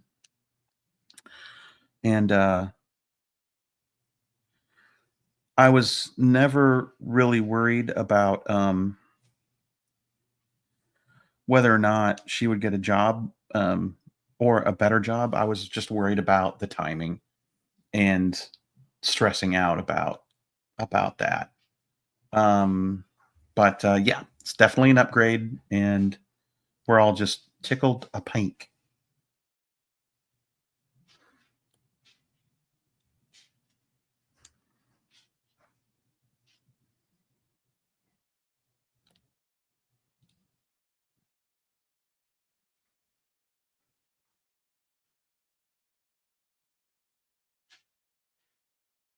She was feeling pretty down about it. I think we had kind of a not very fun holiday, and frankly, and then after New Year, she's like, you know what? That clinic's going to make me an offer, and I'm going to tell them what I want, and they're going to say no problem, and I'm going to have that job here before too long. And I was like, oh yeah? And she's like, yeah, that's happening. And I'm like, yes, it is.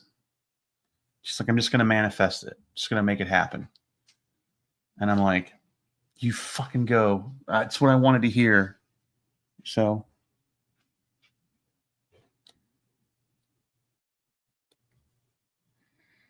And guess what?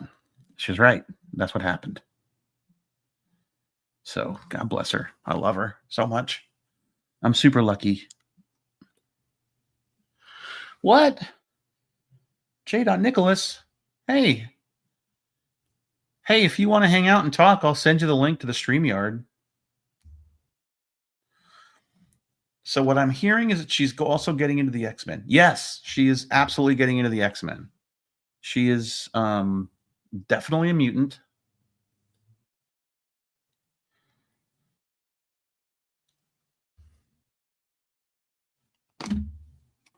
All right, hold on. Let me grab let me see if my headphones have power. Hold on.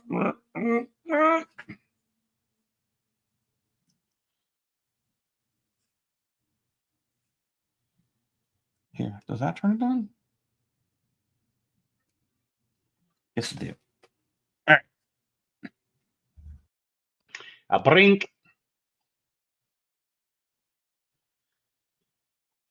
Okay. Ooh.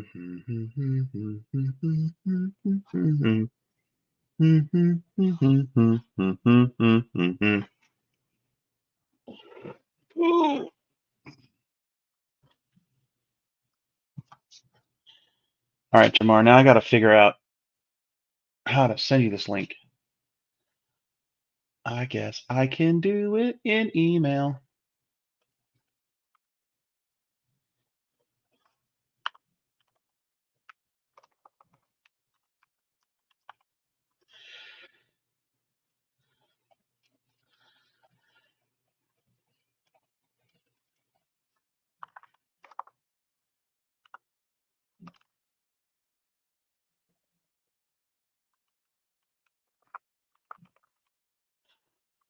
Gummy bears flying here and there and everywhere.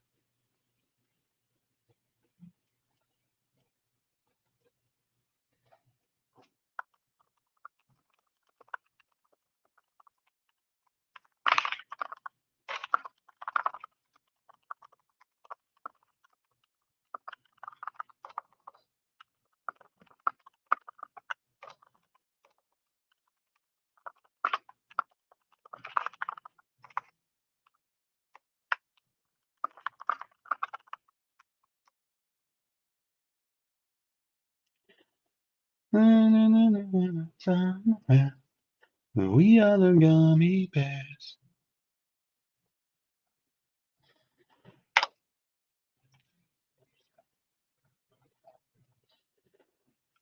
There's my man.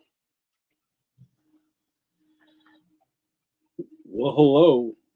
Hey, yo, Happy New Year. Happy New Year, boss. How are you, sir? I'm good. How are you doing? Never better.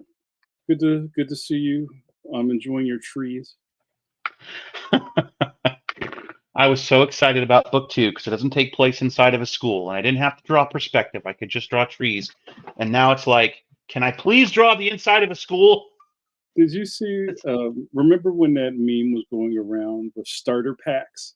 like here's like your goth startup, whatever.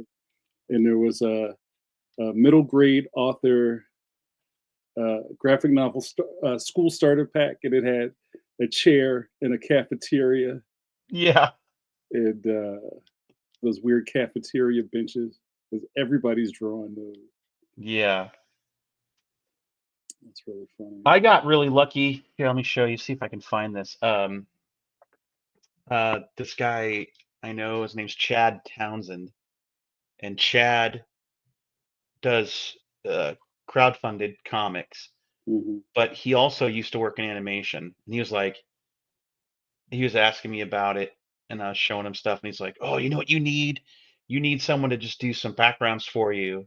Mm. Like, and I was like, "Yeah, especially like I got to draw these cabins, and I've got to draw the insides of these like I have to draw the inside of the dining cabin, and it's not great. It's driving me nuts."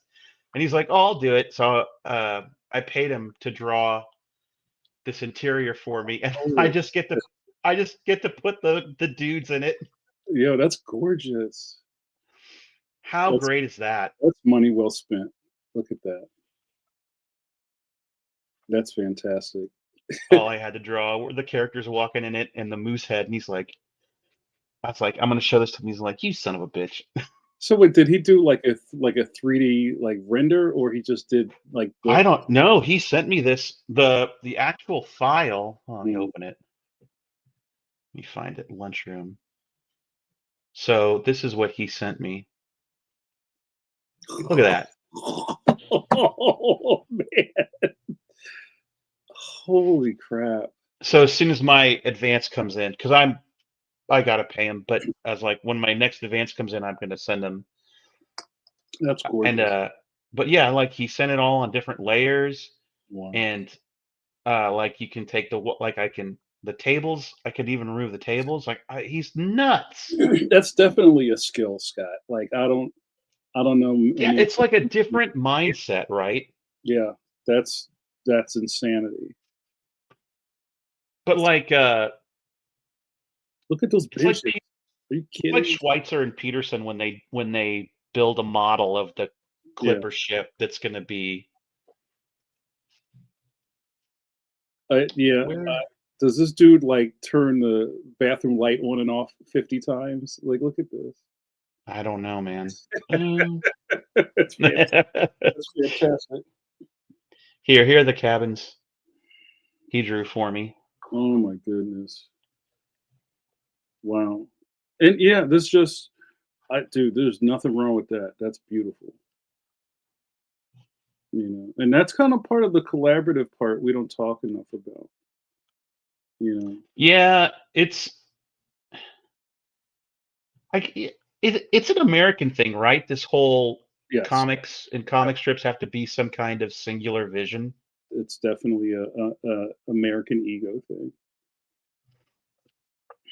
I Yeah. guess it's not so much in the big two because they always have worked as teams, but Well, I mean, there was a point, and this was interesting, and I don't think this would ever repeat itself, but probably 10, 11, 15 years ago, a bunch of people in my neighborhood, and like one of my old like students, kind of opened a Japanese style studio, Ooh. and like like in a house down the street from me.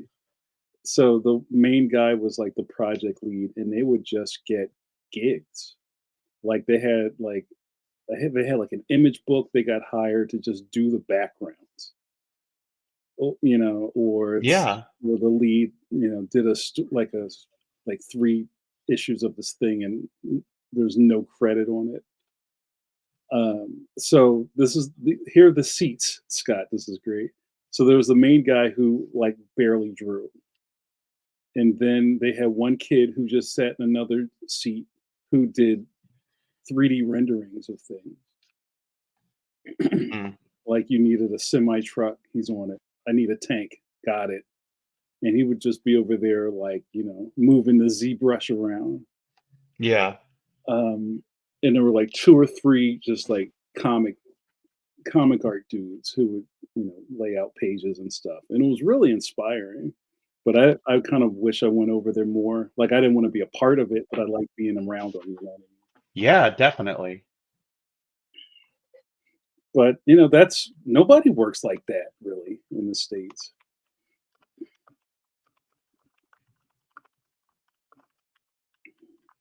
Just having somebody, and this was very old school. It's like, oh, what's this guy do? Oh, he just he makes walls. He draws walls.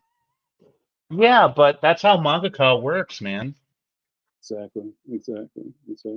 Scott, I don't want to take over your show. I enjoy hanging out with you, but No, I just wanted everyone to know because I didn't introduce you properly.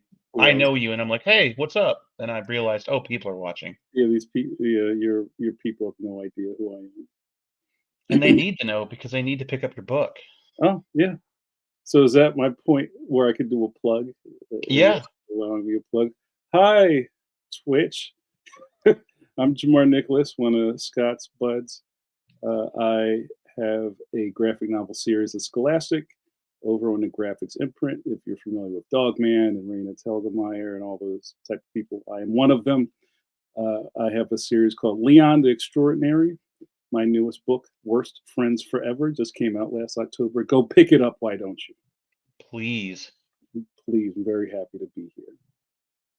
How's it doing? Good. I'm working on the third book right now. Nice. And, just doing the thing. It's very, you're in the weeds. You know how it is. It's like you get up and you bang out pages. I'm very much in the weeds. I'm very much behind. Yeah. Well, the stuff looks great. Thank you. And that's my only consolation is I'm enjoying it. So wait a minute. I'm gonna kind of, and you're in clip, right? I'm in clip, yeah. I'm gonna ask you some questions because I know, like, my buddy Mike Norton, and I think I can't remember if I saw you do this. There's a lot of people who use clip and they do those like border masks, like where everything's purple all over the page. You know what I'm talking about? Oh.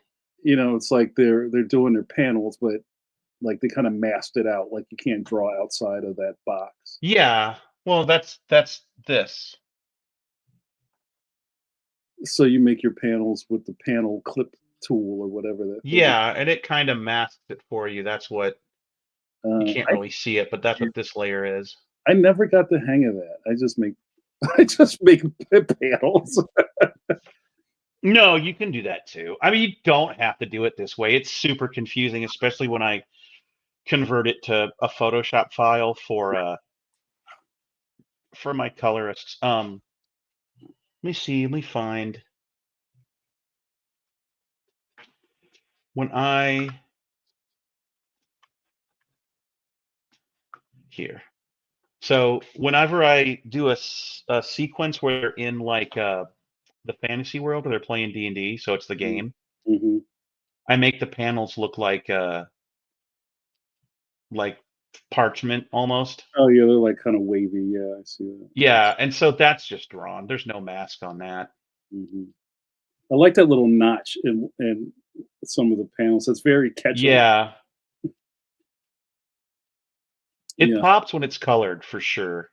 You know how Ketchum always had like a notch in one of his panels. Yeah, he did. Yeah. Look at us talking shop, Scott Kurtz. Yeah, no kidding. We have to do it on my show. You'll never have me on yours. Oh, you want to come on Pencil to Pencil? Oh God, do you think anyone would care? I'd love to, but I love talking shop. But yeah, let's talk. We'll get you on this year. Ketchum was so good. I mean, as a cartoonist. It's like he was so good. He was so good. Asterisk. Yeah. Yeah. Well, you can't beat them all. No, you can't win them all. The last time I was at Heroes Con, it was really special. But I bought at the auction I bought a Dennis the Menace piece that no one bid on, and it was just this beautiful drawing of Dennis that was drawn by the cartoonist at the time who was doing it, because I think Ketchum had already passed. Mm-hmm. But that guy could draw almost the same as Hank, and it was gorgeous. Wait a minute. Is this the same cat? Is it, you used to have that Dennis piece in your studio. That's not Yeah, that. That's not that guy. Is it? yeah, That is that guy. Okay. that's the piece. Oh wow. I always admired your hands, Scott. You've always had a really good handle on that. Someone else said that recently, and someone was asking me in chat, something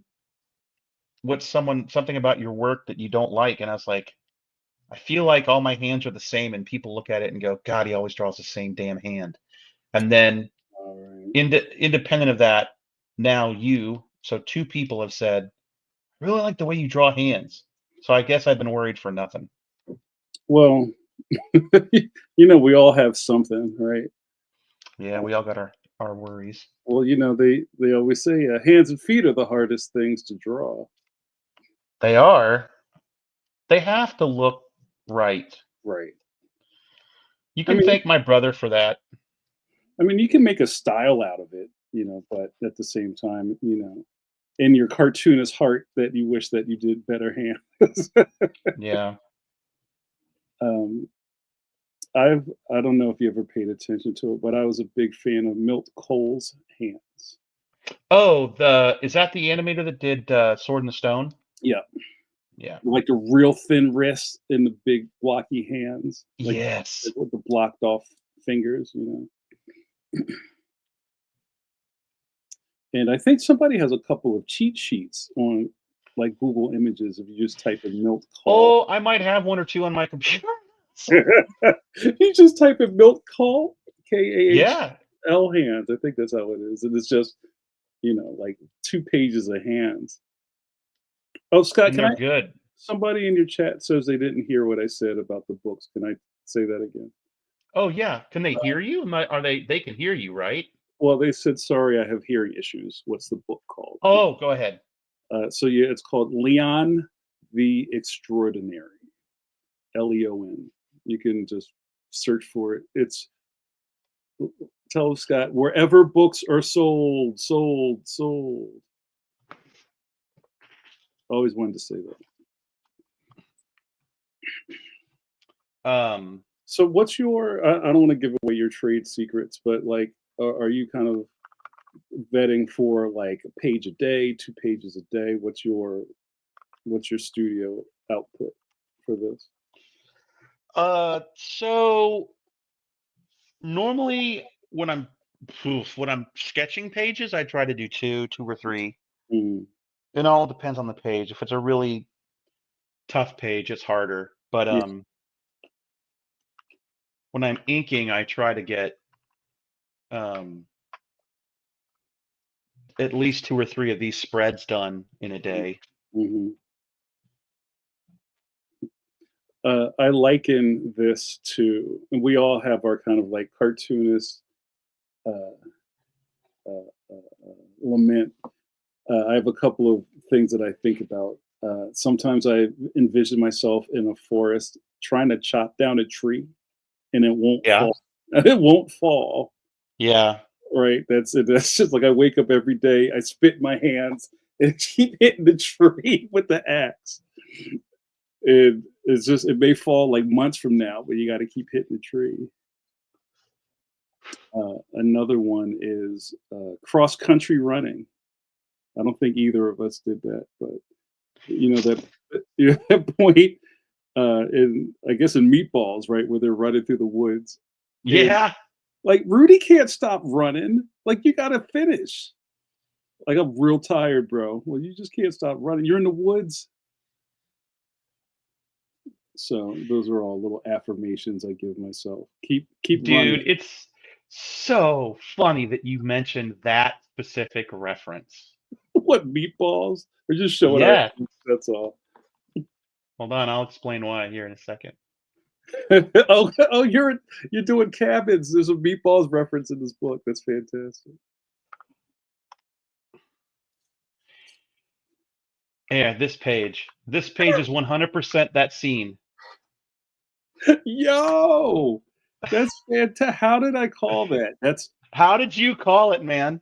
I went and rewatched that scene so I could kind of reference the. holy shit. Rudy the Rabbit. Isn't that funny? Rudy the Rabbit. That's so great.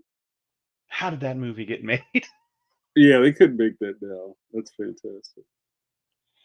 That's good work. That's good acting, sir. Oh, on the page? Mm-hmm. Thank you. Mm-hmm. I like when I get to do breakouts like this. Yeah, that's nice. Nice and clean. Thank you. Thank you. Thank you. What do you think you have changed? Please stop me. I'm always interviewing. I can't just have conversations. No, I like it. Well, I love you like it. I can't stop myself. What? Well, How do you think your style has changed over the years? Because your work was always clean. That was something I always enjoyed about your work. Is always very clean and like not like OCD clean. Like I know you deliberately try to make lines connect and stuff like that. But I think just your work has evolved over the years. What do you think has changed with your style? I've gone a bunch of different directions. There was a period of time in PvP where I tried to get I was way influenced. I can't remember the cartoonist that made me feel this way, Mm, but I got way more realistic. I mm, tried to make them a little more realistic. I don't know why. mm. Um, and I immediately hated it. Um, and then I went back to cartoony. Uh, but I don't know. Um, that's a tough question to answer. Well, I mean, How has it changed over the years? it's just. I mean, it could just be hours in the chair, right? We all evolve. Yeah, what's interesting to me is I feel like I've gotten better at certain things where, um, like I've gotten better at my line art and I've not gotten better at color. I just, for some reason, I can't wrap my head around it. Mhm. Uh, I love listening to other people's music. I can't pick my own playlists. So, like when Hammaker comes in, um, like if I have to sit around and pick a playlist to listen to, I'll never listen to music. I'll just put on a podcast. But if Mhm. I'm at someone's place, I love their music, and I'm like, this is great. You need to send me this playlist. And And then if they sent it to you, you wouldn't listen to it, I wouldn't know to think of it to find it. right? But but I feel that way about colors too. And Hammaker's doing colors. I have a flatter.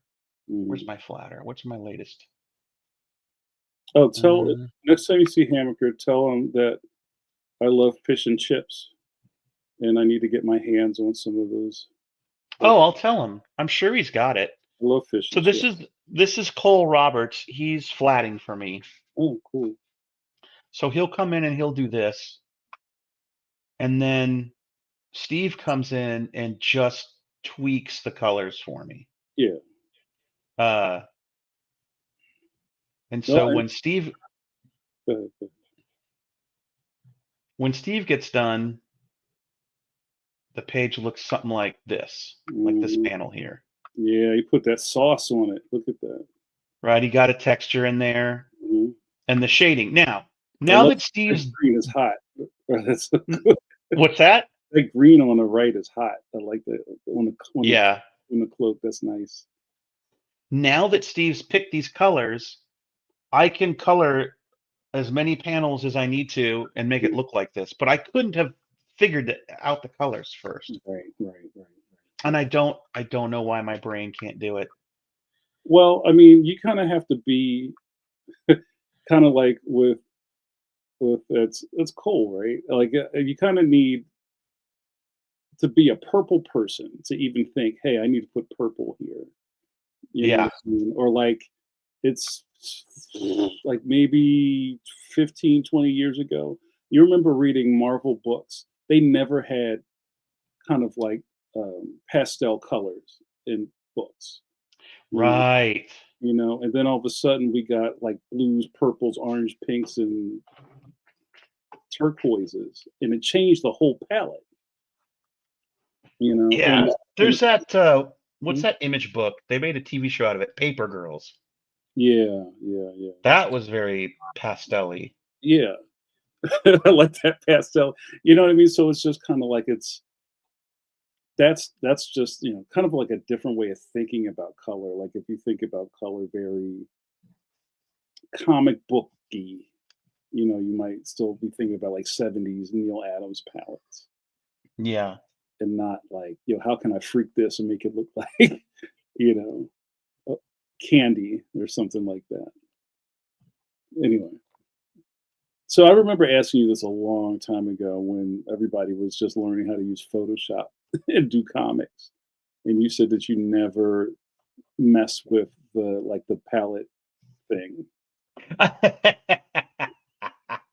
Yeah, that was You John remember? Kovalik was really mad at me.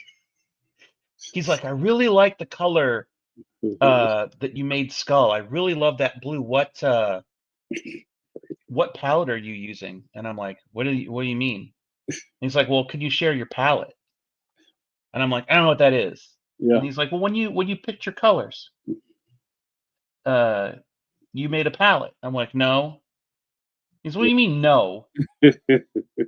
How do you know that you have PMYK colors? I go, I think I'm an RGB. And he's like, you can't do that. He's like, well, what palette are you using? I go, I don't know. It's the palette that came with Photoshop.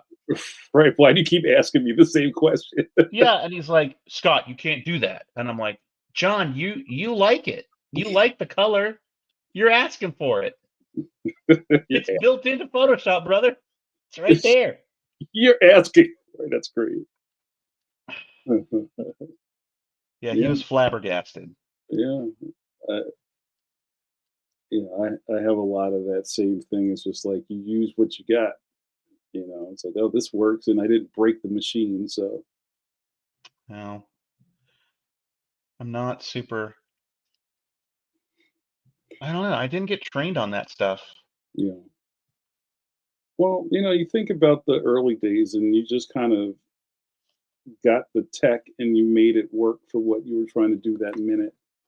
Yeah. You didn't just repeat it the next time, and oh, I don't know how to do this. Well, let me figure it out. So we're all very patchwork in our. I can't speak for everybody, but I know I totally was. I remember sitting in the dean's office at the University of North Texas, and he was the dean of the art department, and I was like there with like 2 or 3 other students, and I said, "Hey, we got a problem. Your ad art teachers, they hate computers. They are real threatened by them, and they won't let us use computers for any of our work. Mm. And they said that if we are caught using computer fonts, we get an automatic F, and that the computer department at the school is a joke, Mhm. and that computers will never be used for graphic design. And we all know that's not true. And so we're paying for this degree, and in 5 years we're not going to be able to get a job." You said all that to the dean. And the dean said, "That's not what a degree is. A degree tells a potential employer that you can eat shit for 4 years and that you'll eat their shit. So go eat the shit." Yeah, I like this guy. I'm sure you didn't want to hear that, though. Well, but what we didn't know is that we would like what never occurred to us. But I dropped out. I was like, "Oh, fuck this guy. I'm done. What's the point?" And Mhm, I was already kind of debating dropping out anyway, but mhm, I ended up dropping out. But what never occurred to us is that we were all going to get program and teach it to ourselves anyway. Right. Right. What the dean should have said Mm. is, you have a wonderful opportunity here to be the last generation to know both, to know how to do it traditionally and to know how to do it on a computer. So learn it while you can. Nah, eat That's shit. That's it, old man. That's fantastic. Yeah. I talk a lot about resistance. And, if you think about how many people told you you couldn't, Oh or God, got in your way, or something like that, there wouldn't be a lot of us here, I know. I remember my parents, when we lived in uh, Bedford, Texas. Mhm. My dad got really excited about building a deck in the backyard, and that was going to be like the big family project. Was we're going to build the deck, and Mhm. it was spring break, and he said, I'll start it over spring break, and then we can all, you'll be off school, so we can all work on it." And I got mono, Uh, and so I didn't get to participate in the festivities. And but my bedroom window faced the backyard, so I could hear them all back there, and I'd have my window open and talk to them. But I was sick as shit with mono, and but what's funny is that people would come over, like neighbors would come over to see what was doing, because everyone knew you were building the deck. I don't know. I was like 15, but mhm. we had a neighbor that was an artist. He was a children's book illustrator, Oh, and I would talk to him all the time about art and stuff. And my dad um, knew that he was an artist, and he came over like to see how it was going with the deck and all that. And I'm listening to this conversation, but my dad doesn't know I'm listening. And he goes, "Hey, let me ask you about my oldest. He really thinks he's going to be a cartoonist, like Charles Schultz and Jim Davis." And the guy goes, "Yeah, yeah, yeah. I know. I've talked to him about it." And my dad goes, "So what is that? Should I encourage that? What are the odds he can do that?" mhm. And I'm like, "Oh, yes. He's an artist, so he's going to support me, right?" He goes, "Frank, the people that end up doing that are the people that are too stupid to realize it's impossible." Mm. And I didn't know what that meant. I was so mad. I was heartbroken that he said that. Yeah. But he was right. He was right. Yeah. And I was like, "I'll show him. I'll show him. I'll never give up. I'll never give up." Yeah, I never did. Damn it. I wish I gave up.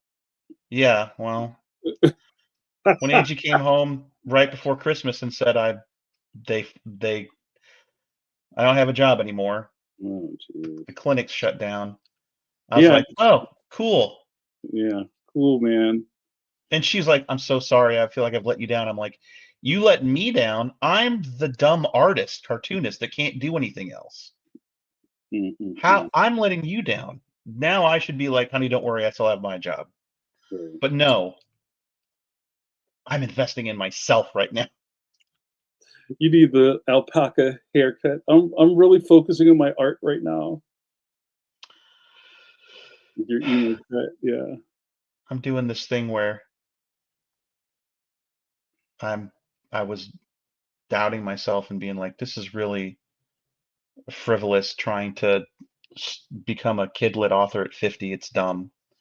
And everyone's like, "Why? Why are you being down on yourself?" And I'm like, "Because I don't really make a lot of money at it. I don't make hardly any money. I'm certainly not making what I was making when I was running a webcomics business before that all fucking imploded.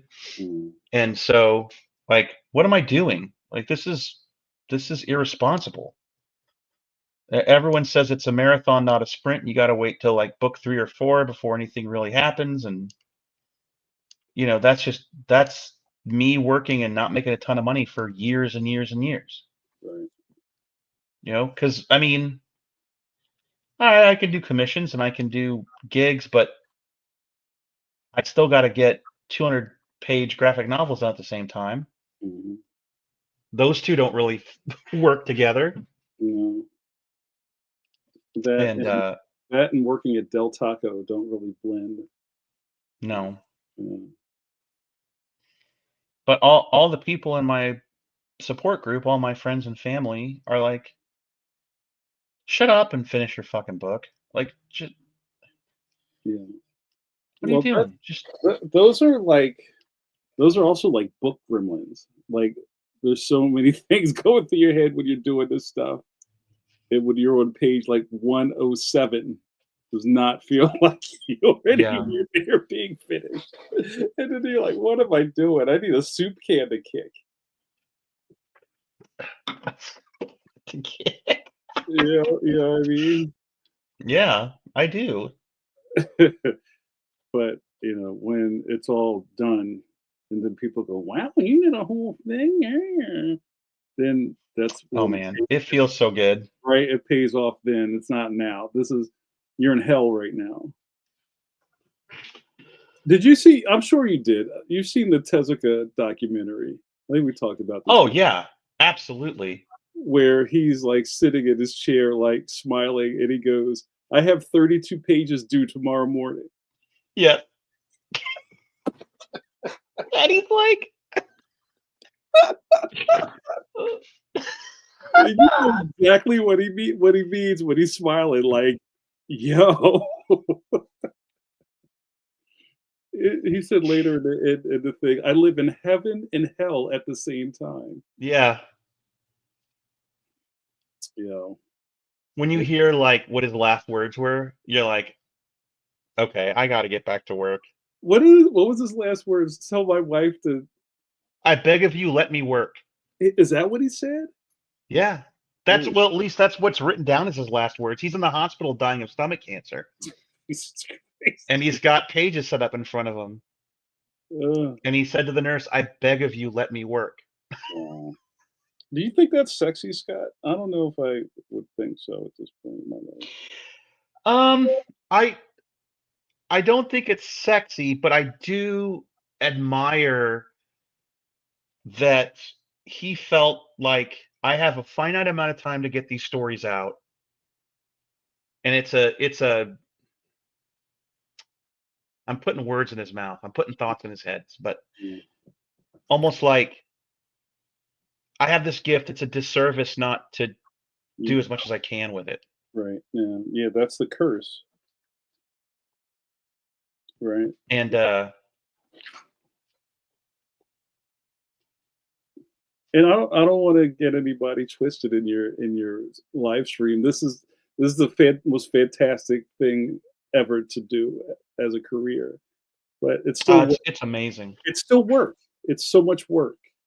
It is. It is, and this is the hardest. This is the most challenging work I've done in my career. Is Yeah. this kid stuff? Yeah. And I love it. I Yeah. freaking love it. Yeah. But yeah, it's tough because that's like, and then like I'll see this book and I'm like, oh, that looks like a really fun book. Mhm. And then you go look it up on Amazon and you see it's like 100 like 68 pages and you're like, what? You're allowed to do 68-page books? I don't know what that I don't know. I don't know what that means. What does that mean? Like 128 pages. I'm like, mother, what? Nah. Okay, now I got a question for you. All right, and then I gotta go. I have to take a call. But go ahead. Okay, this is a tough question. So, do you ever like pick up a book or look at some of these books and you're like, okay, I hear this book's doing pretty good. And you look at it and you look at the art and you're like, really? Hmm. Why am I trying so hard? I could just do this. Or is that, boy, All right, is that mean? you ready for my answer? I think Yeah. that's a Wednesday comic book store feeling. Okay. right? That's a wait. Somebody printed this, right? Yeah. But you know as much as I do that all of this shit is hard. Oh yeah. You know what I mean? So I don't really think anybody has shortcuts. You You know, know what? You're right. that's my You're answer. right. I'm sorry Okay. that wasn't like mean No, spirited. that's why I asked you. It's like I, it's like when I see people, and these are other cartoonists who like try to take the piss out of Dave Pilkey. Dave Pilkey's brilliant. I'm sorry. I think Pilkey's brilliant. I'm That's sorry. not who I'm talking about. Yeah. I know. I'm just saying. It's like, but you look at, that's the easy thing to throw bricks at. Oh, like Yeah. Dog Man for real? Like you draw that Good and make luck. it hot. You know what I mean? Yeah. So that's and we're the same people who love Peanuts, but also nobody can draw Yes. Charlie Brown like Schultz. No. As simple as it supposedly is. No You know? way. So I think there's some mastery and simplicity. No, That I asked you because I knew you were not gonna. I assumed you wouldn't agree with the sentiment, and I wanted your thoughts on it. Yeah, no, man. I just know all this stuff is hard, and Lord knows everybody has a lot of long nights up, Yeah. trying to make anything ready for print. So, but that was a good question. All right, Scott, All right. I'm gonna give you your stream back. Thanks so much, All brother, right. for allowing me on Love you, here. man. All right, see Happy you. New Year. You too. But I'll talk to you soon. Bye.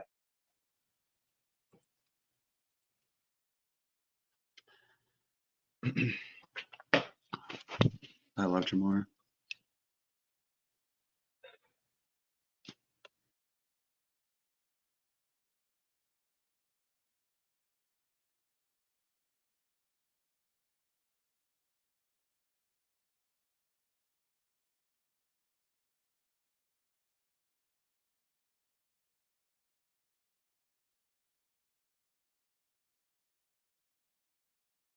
Mute, dummy. They got to fix that. When people come in and leave, it shouldn't unmute you. Jamar's the best, man. He's so awesome.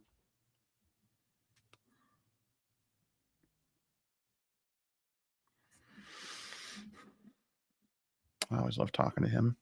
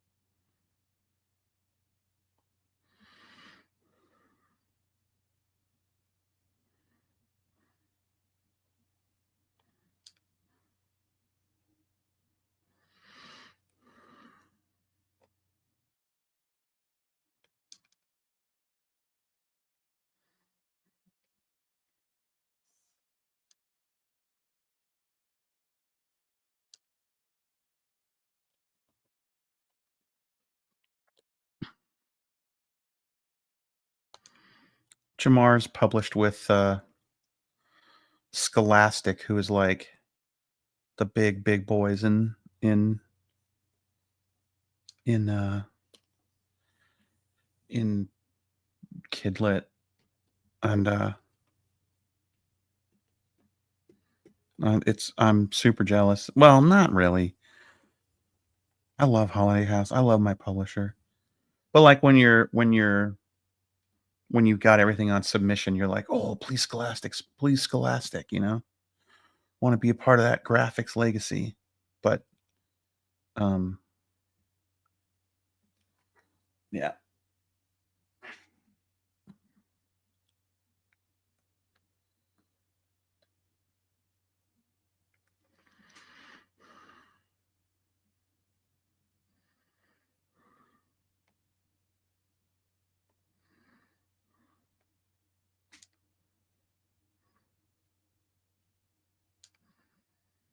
I'm stoked he's with Scholastic. I think Leon's such a good book, and I think it's killing over there.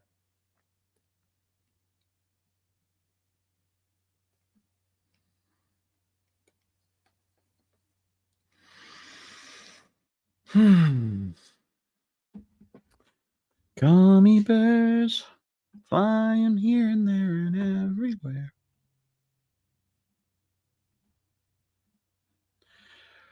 Oh no. Did I just delete? Did I somehow delete the sketch? Oh no. Oh no, it's there.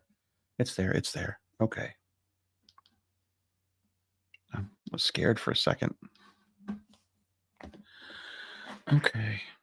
Let me get rid of that because that's way better.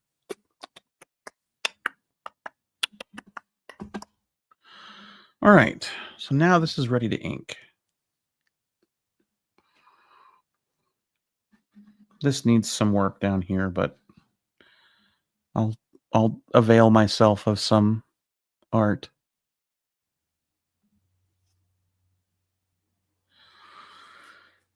Gummy bears are not afraid of anything.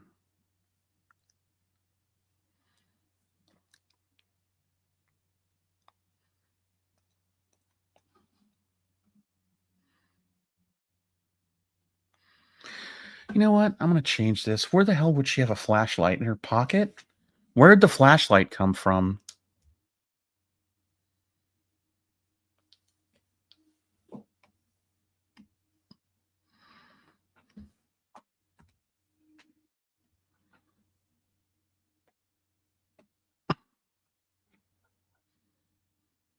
Whoa. Okay, Scott.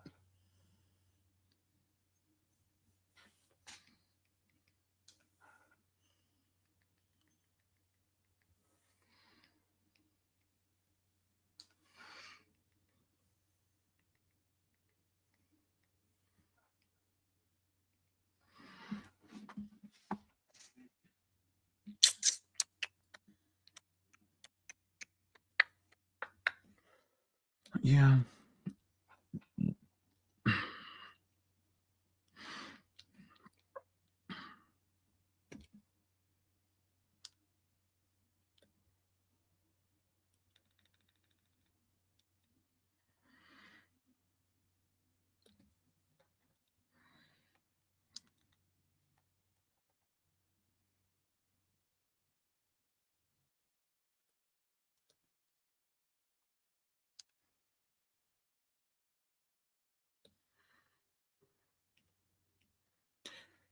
Hey, Angela, my love.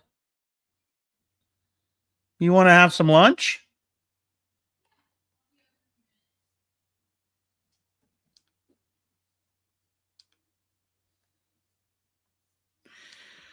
Lucy, did you wag your tail? Did you hear me and your mama talking? Huh?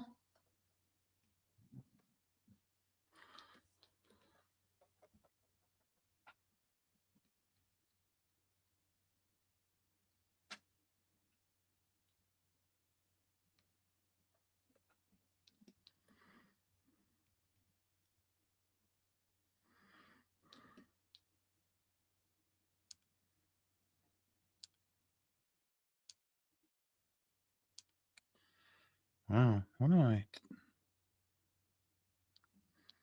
struggling with there? Yeah, I don't think a middle grade student at camp should have a lighter. It could be like her iPhone flashlight. I could do that.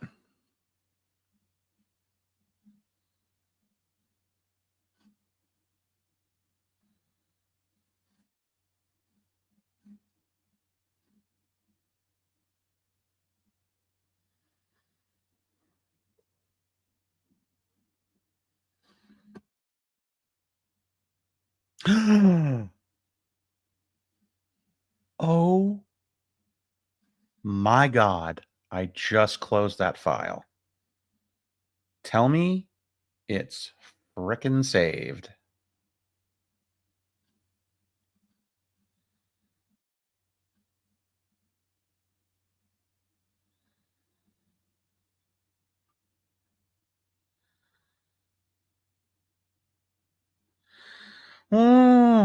What's going on?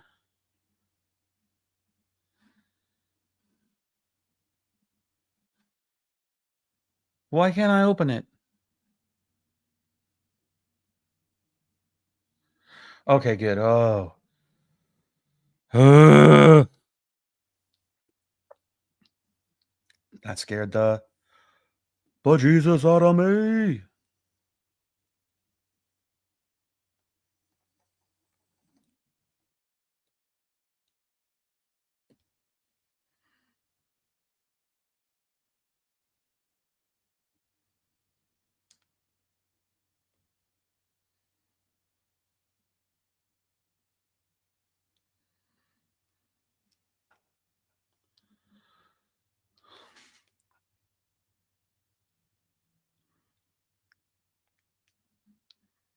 Okay.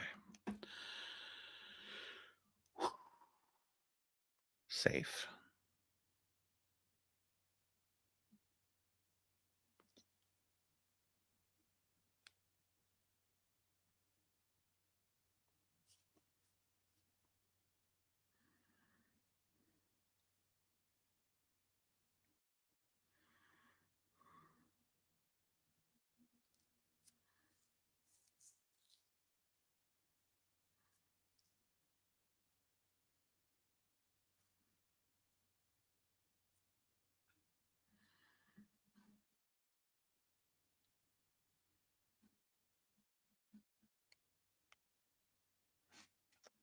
Thank you.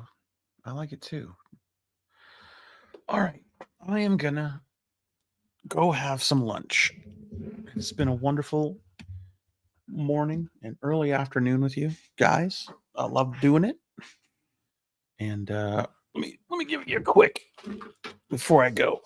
We'll give you a quick Lucy Cam. All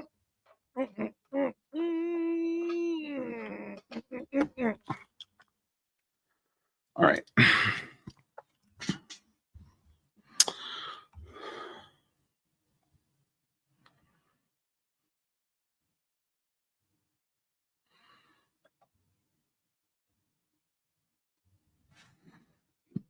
Think I need a haircut? I'm getting a haircut on Saturday. Think I need one?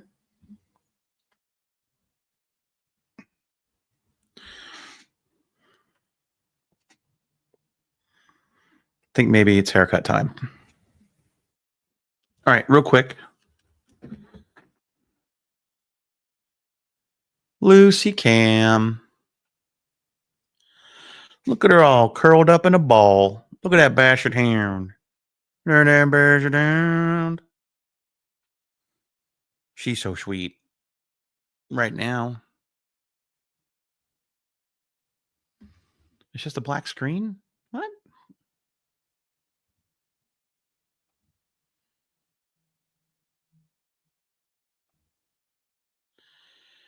Camera. What about now?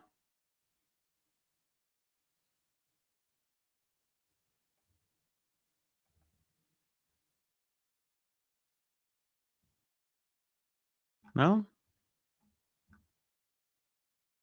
Uh,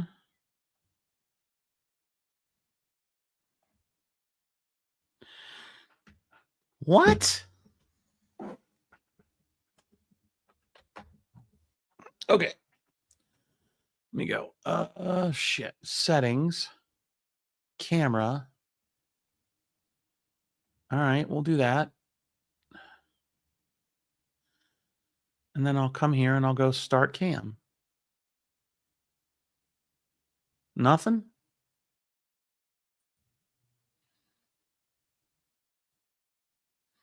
What about now?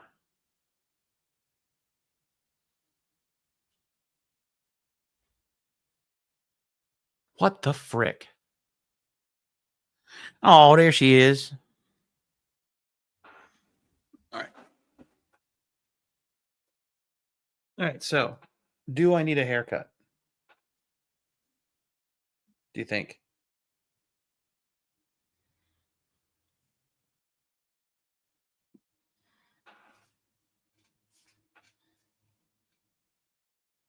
I think it looks great.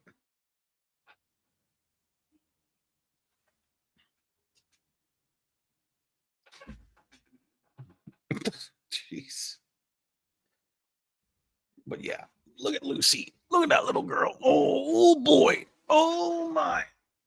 What's that, Lucy? What is that? Uh-oh. Uh-oh. Uh-oh. Oh boy. Well, hold on. You got to sit. I can't. Lucy. Honey. Come here. Come here, wiggle butt. Come here. Yeah, you always want to be right there, huh? You want to. Oh boy, big yawn. Big yawn. Yeah. Yeah. Freckle face. Freckle face. All the freckles. Look at all these freckles. Look at all these. Get the cord out of there. Look at all these freckles. Freckle, freckle, freckle, freckle, freckle. Oh boy. Oh, big dog, big dog. This is like what it's like from your point of view, huh? That's what under my desk looks like. What a mess. What a mess. Hey, sit. Come here. Come here. Oh, stretch it out. Come here, sit. Lucy, sit. Sit. Good girl, stay. Now you stay right there. Stay. Hey, here we go. There you are. Stop leaning out of camera. I'm trying to show everyone how awesome and well behaved you are. And what a stretchy face you have. And these leathers. These flappy leathers. There we go. Wag that tail. You just come closer and closer. You like to tuck right in there, don't you? All right. Always put your butt to me, because that's cool. That's cool. All right. All right. We gotta go to the boat show. Extra skin. Extra skin. Lucy's got a bunch of extra skin. What do you say? Lucy.